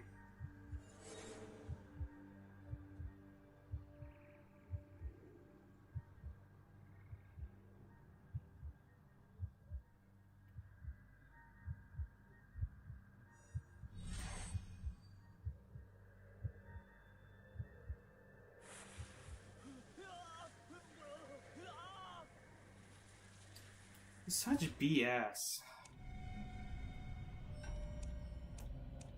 Bye-bye.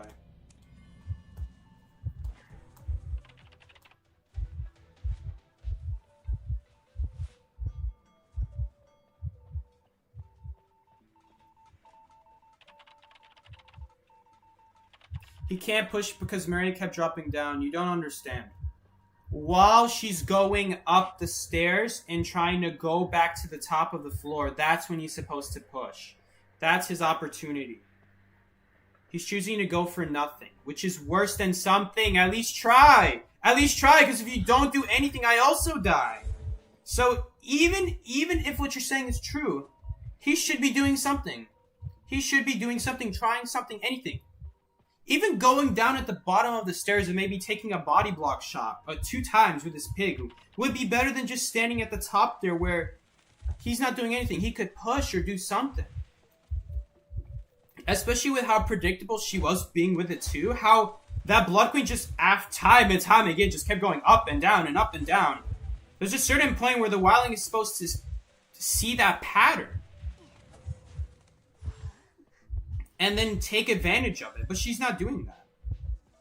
Agrabah just gave a free hit for no reason when Entourage was going to survive anyway. I don't know why people go for balls like that. It's a guaranteed hit for a Hunter every time. Oh.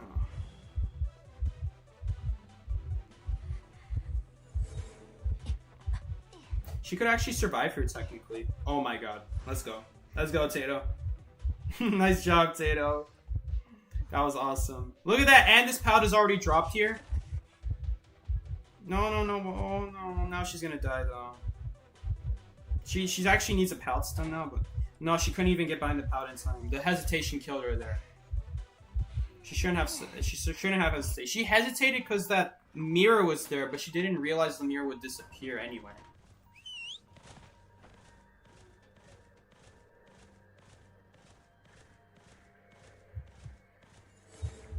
Maybe they want to support. That's not a maybe. That's a obviously yes. He wants to support. That's why he's there. He just doesn't know how to support. He's actually gonna survive here, thankfully. But I don't know. Seeing how he played, I have a feeling he's just gonna fall too early. So far, he's doing good though. But he has no pig, unfortunately. He's going back to the Cypher. Dude, we have no business being this close to tying this game. Why? Why is he using the ball in the direction of the Hunter though?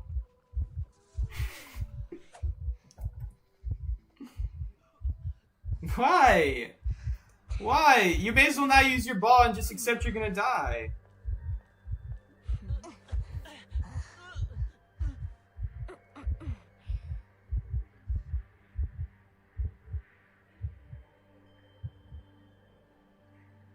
This is a visual glitch. Tato kind of for 5 seconds. I mean, the crazy part is if that Acrobat never went for that dumb ball, then he actually would have had full health in this situation. He would have survived a mirror. That's the saddest part about this. Had the Acrobat not gone for that really dumb ball and just gave a free hit, he would have full health in this situation. He wouldn't be going down there. Like that's on top of him knowing how to use his ball. Why did he just use his ball towards the Hunter? He could have survived there potentially had he just went the right direction. Oh, here we go again. It's gonna be hard to survive though because now the full presence. Oh my god, or this Blood Queen could just suck.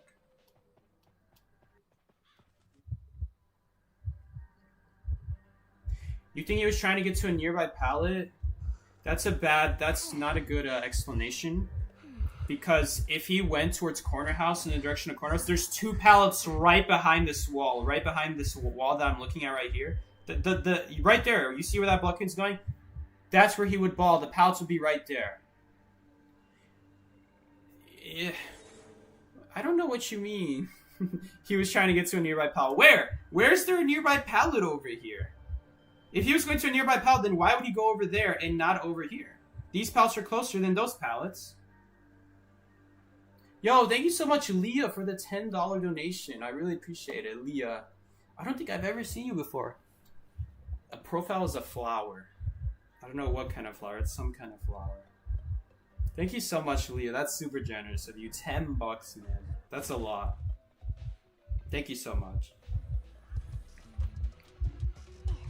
Okay, well, maybe we have Cyber Primes? Oh, that's sad. It was too late, but I don't think we would have won anyway. He's out of balls. You remember that ball he wasted earlier that gave a free hit? Yep, could have been used there too. If he didn't have it, that would have been one extra ball he would have had there as well. Oh no, Tato, what are you doing? Tato, oh my god, you're so lucky.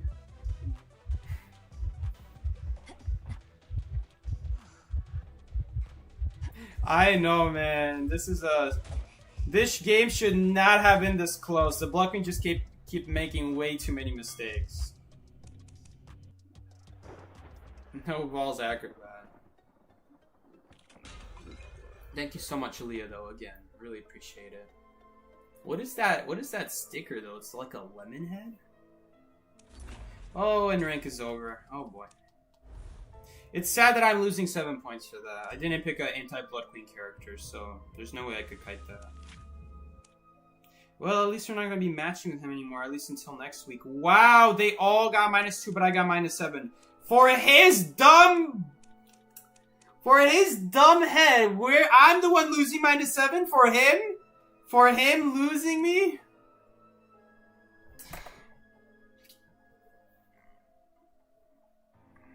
Alright.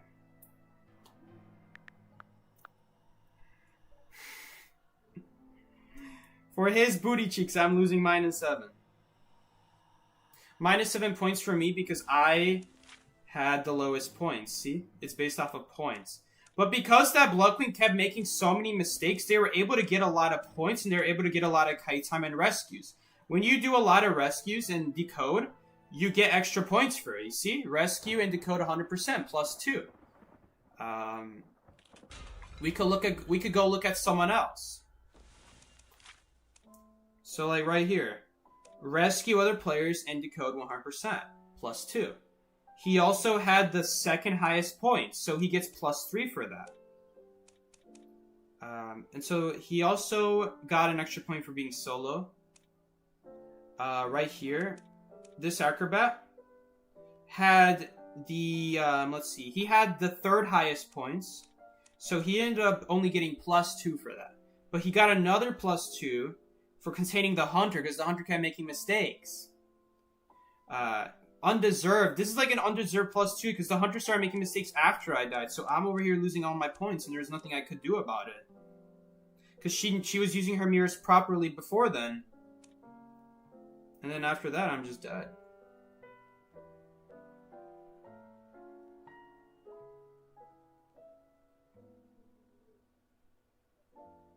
Yeah, bans only last a week. They reset. And then let's take a look at Tato. So Tato got the highest deduction point. She got the full 12,000. You don't get extra for getting 12,000. It's just whoever has the most gets +4, just for that. And then she also contained for a long time, so she gets an extra +2 for that.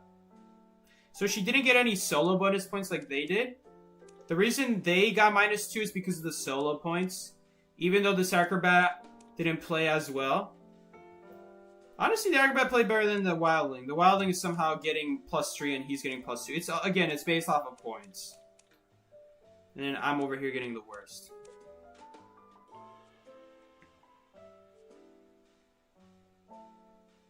The rank system should take into account if you get Terror Shock. That's not a fair system, because then there's going to be a lot of times where you actually don't care about getting Terror Shock. You're going to be half health, and no matter what, you're going to want to vault.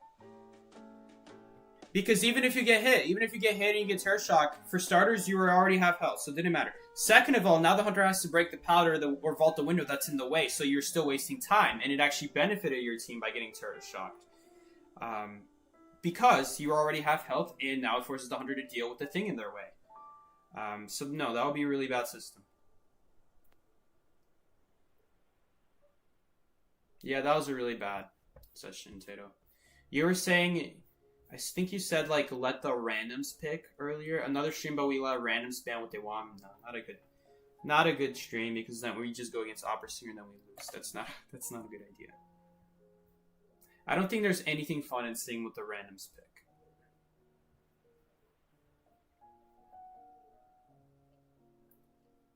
If there was, like, an option for, like, pick a random hunter, yes, we would go that.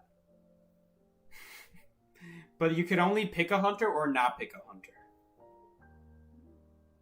Streams consist of your subbing? Yeah, to be honest, yeah.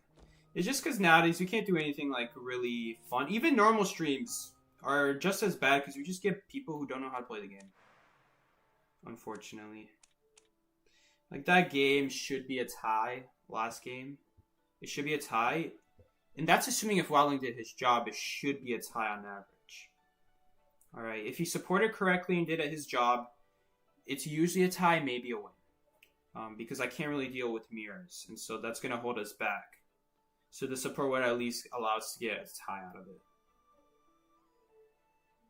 But then he's just dying.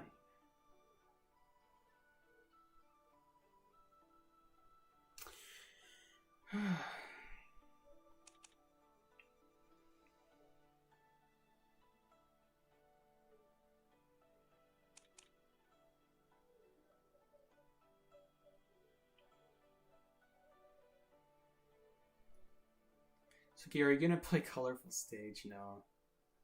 IDV Rainbow, we only rescue each other. I don't know about that. I don't know about that. This is a team game. You're winning or you're tying depends on doing rescues at the right place at the right time. You're not always gonna not want to do a rescue. IDV Rainbow, where the randoms. That doesn't sound like a good idea either. Although very funny, I will say. Quiz. Which hunter has the slowest power breaking and vaulting speed? Probably Spider.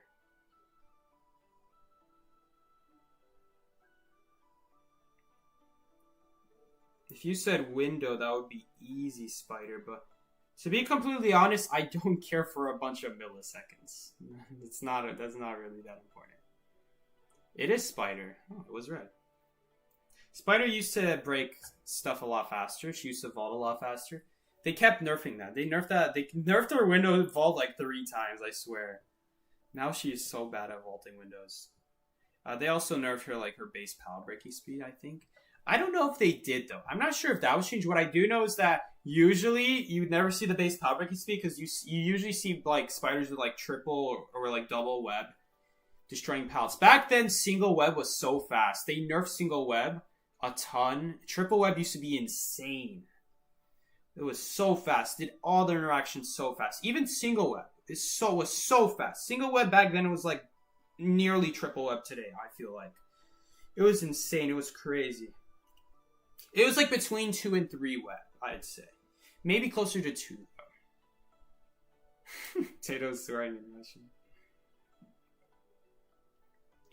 Blah blah blah means I love you in Russian. What is that thing that Metro Boomin just said to me? Could you tell us that? How do you say go back to work in Russian? VT asking the important questions out here.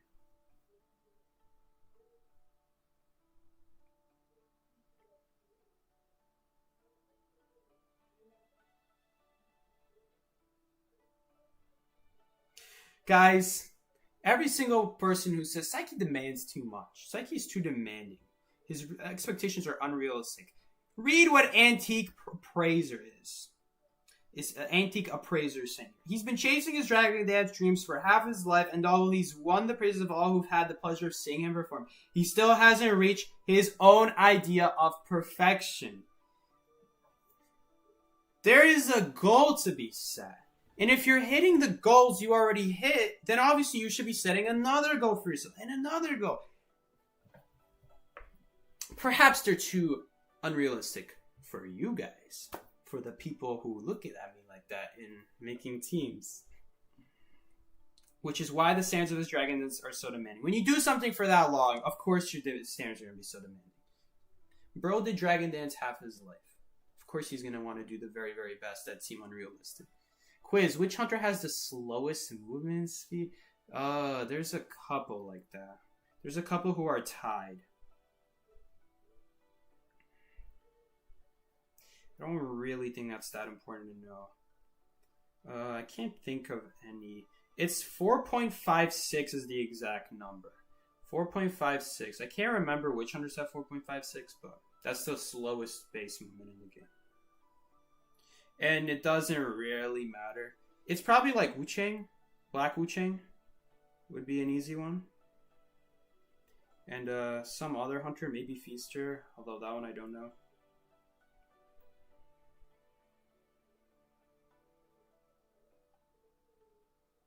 Alright. If Seki ruled a kingdom by IDP, she would exile you for sub 30 second Kai. Exactly. If I could ban players who just don't know the basics. Like, you'd have to be really bad to do below 30-second kite. You have to be really, really bad. Because even when you take an instant hit, at least you can take that instant hit speed boost to, like, another area. Unless you didn't even get, like, a mirror out, and then, yeah, you're gonna die. So Blood Queen would be, like, the one character where, yep, you're dead the moment you take a free hit. The young shopkeepers seemed a little absent-minded these days. Probably thinking of the old mastery. Someone asked me what skins am I gonna get, I think, for this event. I don't know. I don't know what skins there are. I looked in the shop. There are no Lunar New Year skins yet. So I don't know what skins are available. It looks like I have been told Antiquarian. Antiquarian is coming, so that's for sure. It looks like there's going to be a Gamekeeper skin. I think that's Gamekeeper, at least in the... Based off the way the skin looks. It looks like Gamekeeper. It's so hard to say, though. Oh, man.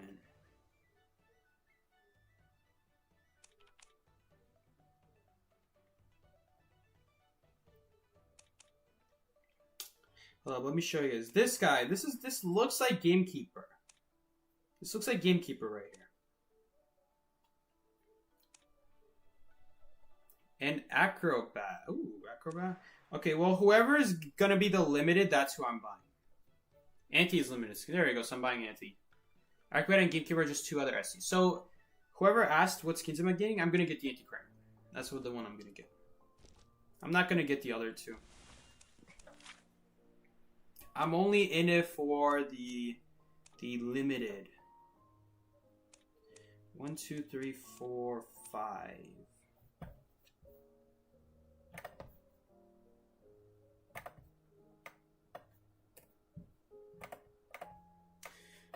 Alright, well, hopefully we can have a better session in the next stream. We had a really good session yesterday, me and Tato. Sad. Look at all these best deductions, too. Like, not only am I getting the highest deduction, I'm getting even a higher deduction than the Hunter themselves. Usually Hunter gets highest deduction out of all the stars, but if a Survivor just played that well... Look at this. This is a tie. In 99% of games, the Hunter gets the best deduction. Look how close the Hunter was between me and the Hunter. And I just barely came on top. It's really hard to get best deduction as Survivor. Usually it's Hunter. This game, the Acrobat got it. But yeah, usually Hunter's the one getting best deduction. For draws, especially losses. I suppose if you win the game, it's more likely that a Survivor gets it. But I've also seen games where the Hunter still gets best deduction in like a victory match. Probably not, though. I feel like nowadays that they've definitely adjusted the points a little more. Because back then it used to be almost impossible. It felt like the Hunter always got a lot of points. Even for losing, they even got best deduction still. Nowadays, it seems like stars are able to get best deduction for winning. Back then, it was always the Hunter in every single situation. Which doesn't matter. It doesn't matter who gets best deduction. Technically. It just matters if you got more points than your survivors. Because then I get the maximum +4. That way I get +4 for it. Look at that. I got +12 points here, and 11 of them were excess. Seriously. I was 1 point away from ranking up. 11 excess points. That's the game we win. Come on, man. Tough opponent. I don't know what the tough opponent is for. I'm guessing tough opponent might mean the Hunter was on a win streak, maybe. That might mean tough opponent. I'm not sure. Dungeon Escape. Oh yeah, this is the game that I had to clutch up. Oh, that was hilarious. Cause someone was a goofball and died. Who was it? Shoot, I don't know who it was. Wait, was I the one kiting this game? I have the highest containment time. I don't remember kiting. I only kited for 62 seconds. What? Look at this. Look at this! Look at this victory +1 points! What is this? Look at me getting scammed! I have never seen this before. Winning +1! Tato also got +1! Look at this ripoff! Look at this. +11, +10. We're the one... Well, she only would have gotten +9. I'm over here with the +12, +1. +1. There you go. Good job. You get +1 for your win. Did I kite this match too? Oh my god, I had to do some crazy stuff. Oh, this is the game where I did an amazing hook. Oh, that was such a good hook, this game. Oh, that was such a good hook. I remember that hook. Oh, that was so clutch. I clutched up with that hook. I just went for something and it worked. And now I knew I have another hook spot. IDV has favorites and it's not Saigi. It's always the +1, +2. There's more than one answer. You are actually correct in that, Saigi. Black, Wu Chang, and Feaster. Okay. Alright, that's cool, that's cool. I wonder what other hunters are 4.56. Let's see what other hunters are 4.56. I'm pretty sure it's not Hellember. Yeah. Clown is 4.56. It's so hard to notice, honestly. Spider is 4.56? Geisha and her angry form? I guess I should have known that one. 4.56. The follower is 4.56. This is kind of a lie. The follower is only 4.56 if she's controlling it. If she lets go of the follower and tells it to move on its own, that's actually faster than if she controls it. Did you guys know that? That for some reason, when she lets go of her leech and then lets it control on their own, that's way faster. For some reason. I don't know why. I remember Mama, a long time ago, Mama, when she played the game, she told me, Psyche, the leeches that follow the main body, or like when you're out of range, they're faster than just regular walking. And I was like, no way, that's not true. And then she showed me a video of her getting chased by like a leech that's like just following her in a straight line. Like the Dream Witch was not controlling it, she let go of it. So it was just going the normal move speed, and then the one that was following her was so much faster. It was insane. Usually that's the main way leeches catch up to you, so. Very interesting. Video guide. Hold up. A terrifying figure resurrected from the ashes may have a secret past.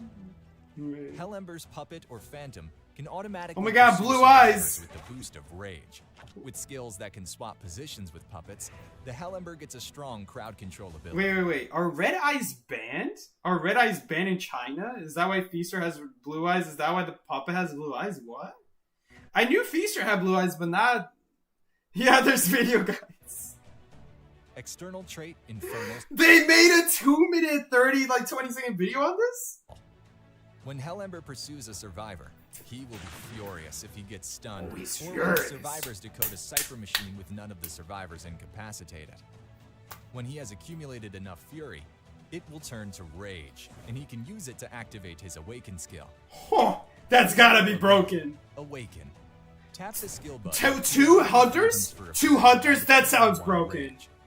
Look at how broken that is! Pursue nearby survivors. When a puppet is present on the scene, hold down the skill button to transmit. No way! You can make the puppets their own. Nearby survivors. There's no way to counter that. Stop moving. Look at that! How are you supposed to counter that? Hellember switches places with their puppet. When reach presence. That's busted. Unlock tier 1 ability, Puppet Control. After tapping to that's. or I'm sorry. They need to nerf that. That's not fair. Dude, the fact that that you can make a second body that's basically just as good as you are. Like, think about it. Everything you can do, they can. Just have AI take over. Clearly, AI is superior. AI is just so... Look at that. There was no way to counter that puppet. No way to juke it. If you drop the power, just smash it through right away. There's no way. There's no way. Let's check out Joker now. Circus goers were tired of the weeping clown. So after a crazy party, Joker gave himself a permanent smile. A little bit of lore. The face is able to use the rocket to dash, allowing him to quickly catch up to survivors and deal damage. Dude, and can collect parts. Look at how fast he just went. His weapon to get various buff, which means he's a hunter with strong pursuit ability. Oh my god, he has strong pursuit ability. I thought the last guy was strong pursuit ability. The smiley face can collect parts scattered around. Holy crap, this is busted! The parts can be picked up automatically once they are close. He can buff himself and make it harder for the survivors? Wind wings. Propeller provides an extra long-lasting rocket. Extra long? How long? How long? Joker dashes forward quickly. Infinite? How are you supposed to counter that? Look at that, it just immediately broke the pallet. You doesn't even have to do the animation. Oh my god. And he gets to move faster? Recovery time of survivors hit by basic attacks or skills. Dude, he makes them heal faster? I mean, slower? Look at that. No way. Smiley face can install multiple parts at the same time. And he can put them all on at once. Lost after an attack or a rocket dash.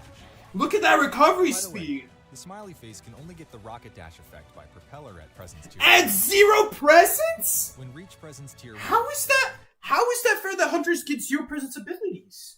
How is that fair? That's crazy. That's crazy. This has gotta be the only hunter who has like a 0 presence ability. This is just too broken. Is what the devs thought when they first released the game.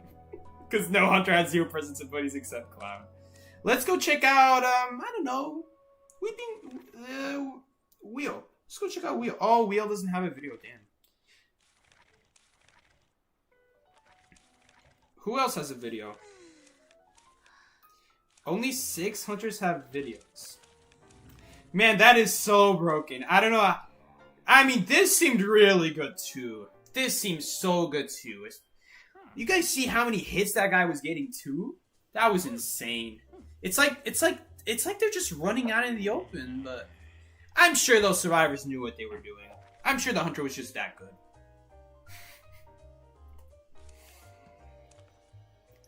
Let's check out my favorite hunter in the game, Ripper. Let's check out Ripper. How good is Ripper? The Ripper is a gentleman walking alone in the fog, humming a tune with his arms crossed.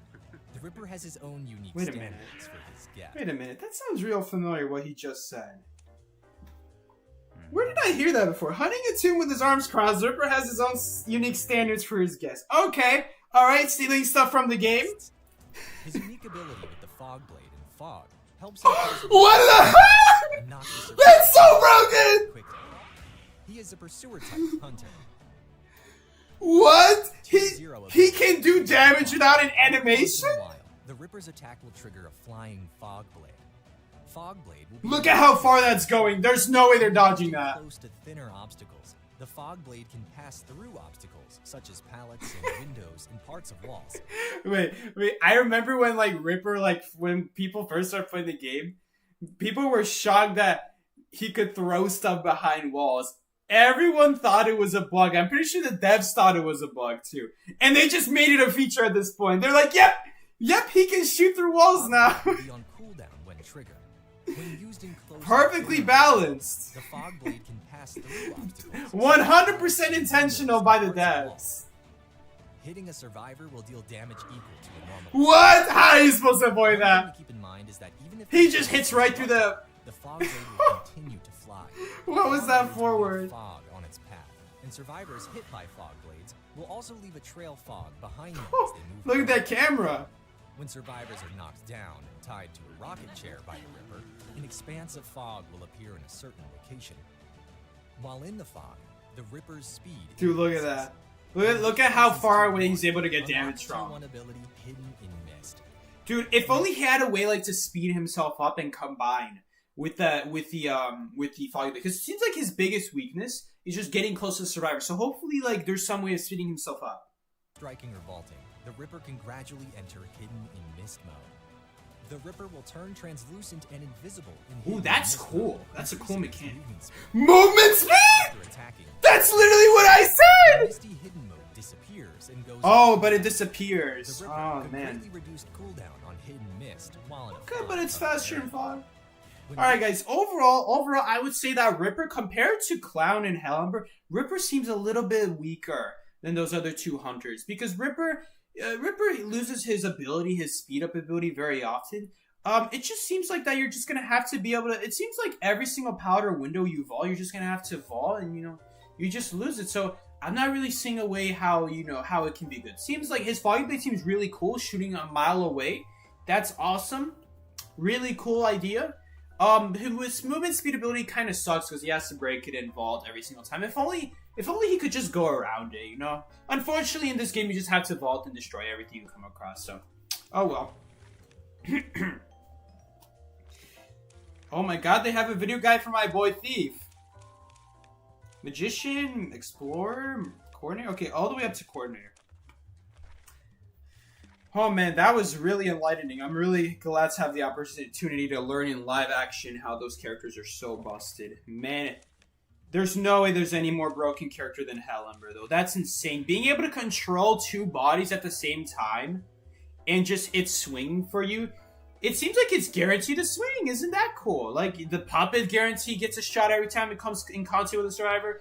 The Hellember flame puppet seems to get a guaranteed shot every time.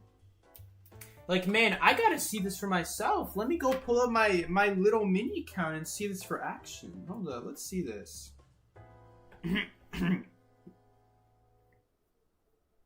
Gamekeeper's also broken. Oh man, I can't wait to watch Gamekeeper. I wonder what Gamekeeper can do, man. If those, I mean, infinite movement.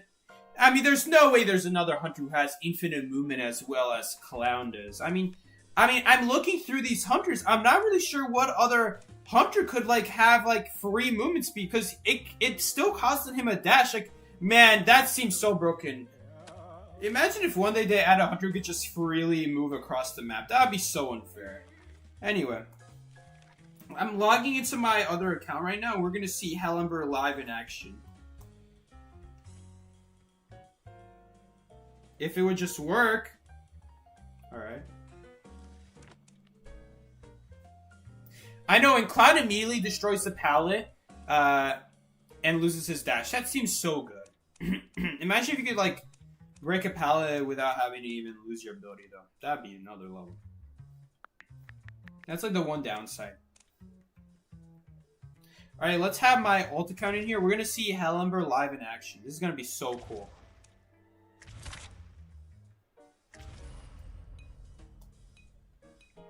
This is going to be awesome.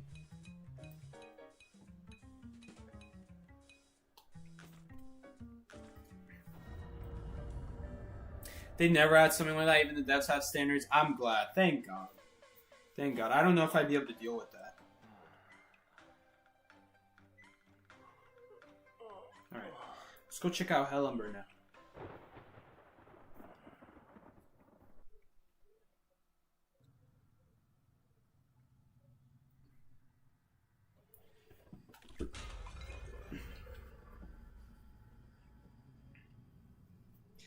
I want to see how busted the Flame Spirit is.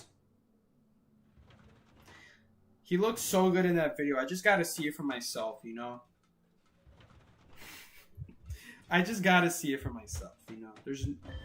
I just can't believe it. I have to see it for my own eyes. You know, it feels like something's behind me right now. I'm just gonna ignore it. It's probably just my imagination. Probably just my shadow now that I think about it, yeah. Probably just my shadow.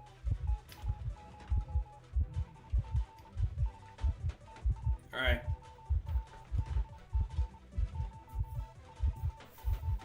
Yo, what was that? Oh shoot! It's Hellember Fire Spirit! Oh man, this is gonna be so hard to counter. Oh no, he's catching up to me! He's catching up to me, guys! I don't know if I'm gonna make this pallet. Oh, this is getting close! This is getting close! Okay, he just barely didn't see me there. Oh man, look at that, that's so insane. He's just able to break it.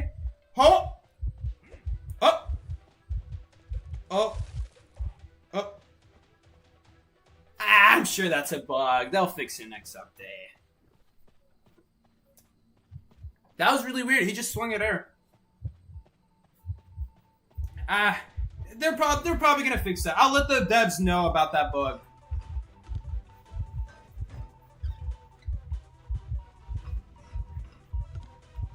It's like he's a massacre. Yeah, guys, I kited so well that the Hellember puppet just couldn't get a swing on me. He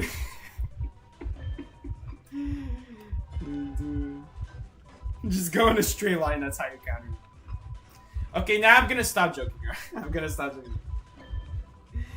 Most of you guys who watch my streams already know why the Fire Spirit sucks, but if you don't already know, you can actually easily dodge this guy. He's literally a Feast Your Tentacle. You just do this. You circle him like a tentacle. You need to make sure you have like a little bit of space, because obviously if you're hugging a wall, you're not gonna be able to really do it. But like here. This is how you rescue against Helmer, by the way. If you didn't, or I don't think I showed that in my rescue guide. At the time, maybe I did show in my rescue guide. I don't think I did. That's something that I picked up on later. That like in my rescue guide, I did a different strategy. I showed that you can actually just get him to bait. You can bait the Helmer to just use it, and then it's gonna like get him to bait it early so that it uses up a lot of energy. And so, in theory, what the Helmer will do is they're gonna keep like sending the puppet, the fire spirit, and then like send it like make it disappear again, because they notice that you're running away, so you don't want to waste energy. So then they'll bring it back, but doing that still forces them to lose like 20% of their energy just for summoning it, even if they summon it back instantly. So that was my strategy. The reason I don't really think that's a good strategy anymore is because the fire puppet lasts for so long that it could actually last as long as the chair timer. It lasts 30 seconds, and that's how long like before half lasts. So in theory, the Helmer doesn't even have to return the fire. It lasts for 25 seconds. It's close enough. It lasts for 25 seconds, so in theory, the Helmer doesn't even have to return it. They could just have it chase, and eventually it'll catch up to the chair, and then both of you guys will be at the chair. Both his body and his fire will be at chair together. So that's not going to work if the Helmer just leaves his fire puppet up. So at that point, you're just going to need to know how to dodge. And I didn't show that in my rescue guide. I'm definitely going to show it in my next rescue guide, how you do that. So I just didn't know at the time.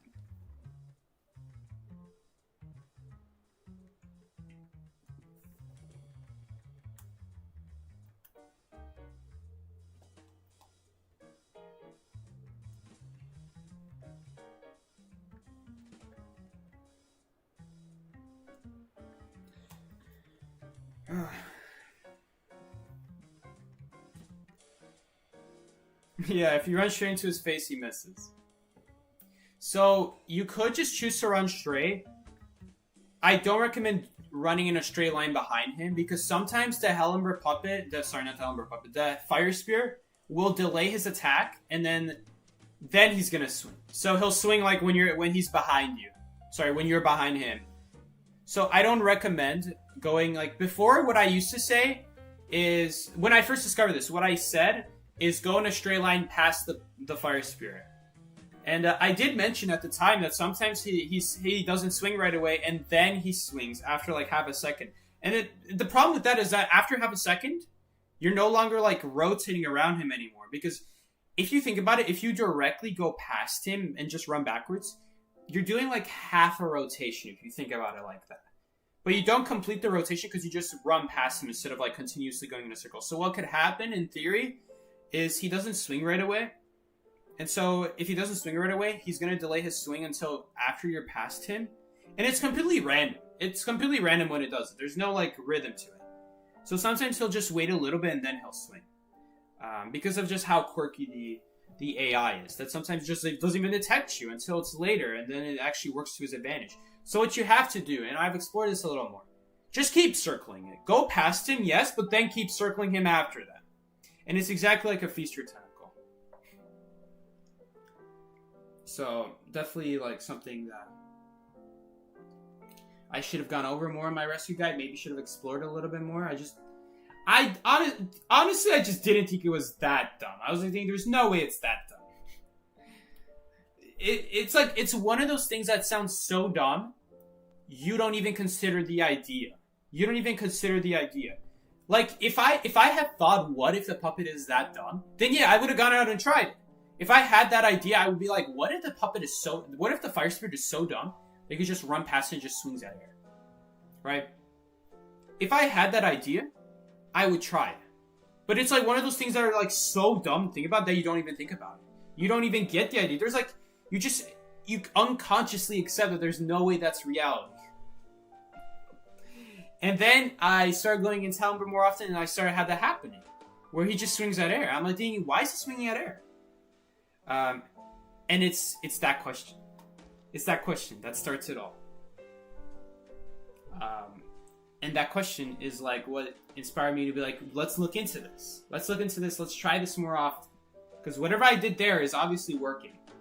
I just wanted to try more, see if it's consistent. Is this like something that can be like consistently done? Or was that just coincidence? And you try it and you think about it and you're like, you ask yourself the question. Once you ask yourself that question, that's where you become a better player. But until you like ask yourself, okay, what went wrong there? As soon as you realize that there was a solution, that's when you're like, whoa, we gotta try this out.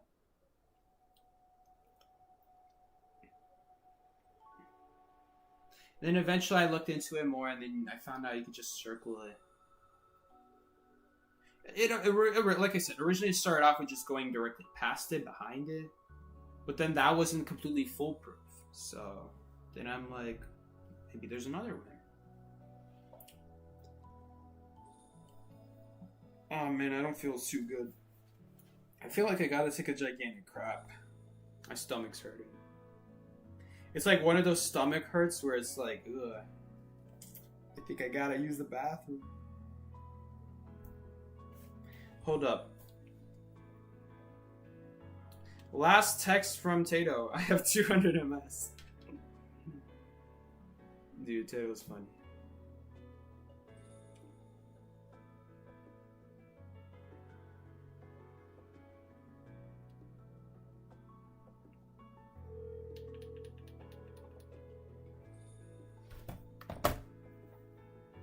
Hello, my brother. Hello, my brother. Remember when I asked you about Don't Starve Together? What seems to be a matter? The matter is I wanted to ask you if you wanted to play Don't Starve Together. Where you play right now, brother? Who you play with? I always play with by myself. By my lonesome. Because I have no friends. I downloaded the game. Because I played Don't Starve for so long. And I was like, it is a crime that I don't have Don't Starve together. It has so much new content. Okay, funny thing. You want to know where I'm at? What? School. You're at school? It's 9 o'clock. Why are you at school? Playing Smash. Oh my god. I should have never trusted you. I'm asking Lazy. Okay, if you want to play games while he's cussing at you and shouting, go ahead, bro. No. Lazy is a goofball. Lazy's a goofball. He has no idea what he's doing. No, despite what he do be saying, he's funny. I think Tato's watching the stream because she sent me a long face emote as soon as I called her. You're on stream right now. Yes? Bro, I didn't know you were on stream. Hi, chat. What's up?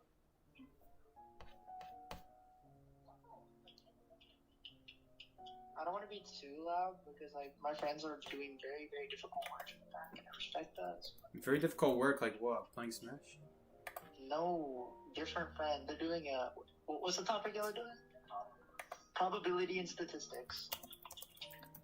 Probability and statistics? Yes. Is that a class name or is that like a topic? You know you said that next week there. Hey, I got a full notebook guide on how to do the whole class. Let me just toss it over to you. Mm-hmm. It works, right? I know. Because it gets you closer to the ledge. Yeah, it gets you closer to the ledge. Yes, sir. You've been making it back, right? Yeah, that's what I'm I saying. know when my stomach hurts. Did you eat hot chips or something, bro? What happened? No, it just hurts. Damn. Out of nowhere, I gotta go take a gigantic dump. You gotta take a massive dump. Okay, wait, Angel, you mentioned the wrong thing. You know what's funny about Game & Watch? His tumble animation. Go look at him tumbling. Wait, hold on, don't hit him. Wait, hit him real quick? Send him in the tumble? Without killing him? Just yeah. Alright, Mickey, I'm gonna go. I just wanted to ask if you wanted to play. Alright, yeah. Go in the rest of the stream, bro. Alright, take it easy, Mickey. Alright. Are they watching me? Is my mom watching me? It sounds like my voice upstairs, but it's so hard to tell.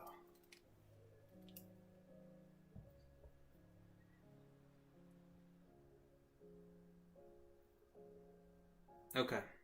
I think I'll end the stream here, guys. Alright. I'm gonna go. But if you guys want to watch more streams just like this, tune in every Monday and Thursday. That's when we stream. And yeah, guys. Join the Discord server in the description below. And yeah, that's about it. Weezer fan is still here. Once again, thank you to everyone donating the stream. We got Sonia, £2. Aomi, $5. Thank you so much. And who said, can you please say, Eli, please rank with Mare? Is it Ellie or Eli? My friend isn't ranking with me. Very sad. I hope your friend ranked with you this session. Hopefully. And of course, Leah. Thank you so much. You guys have been very generous. Alright. I'm gonna go take a big dump. Peace out, guys. And see you later. Take care.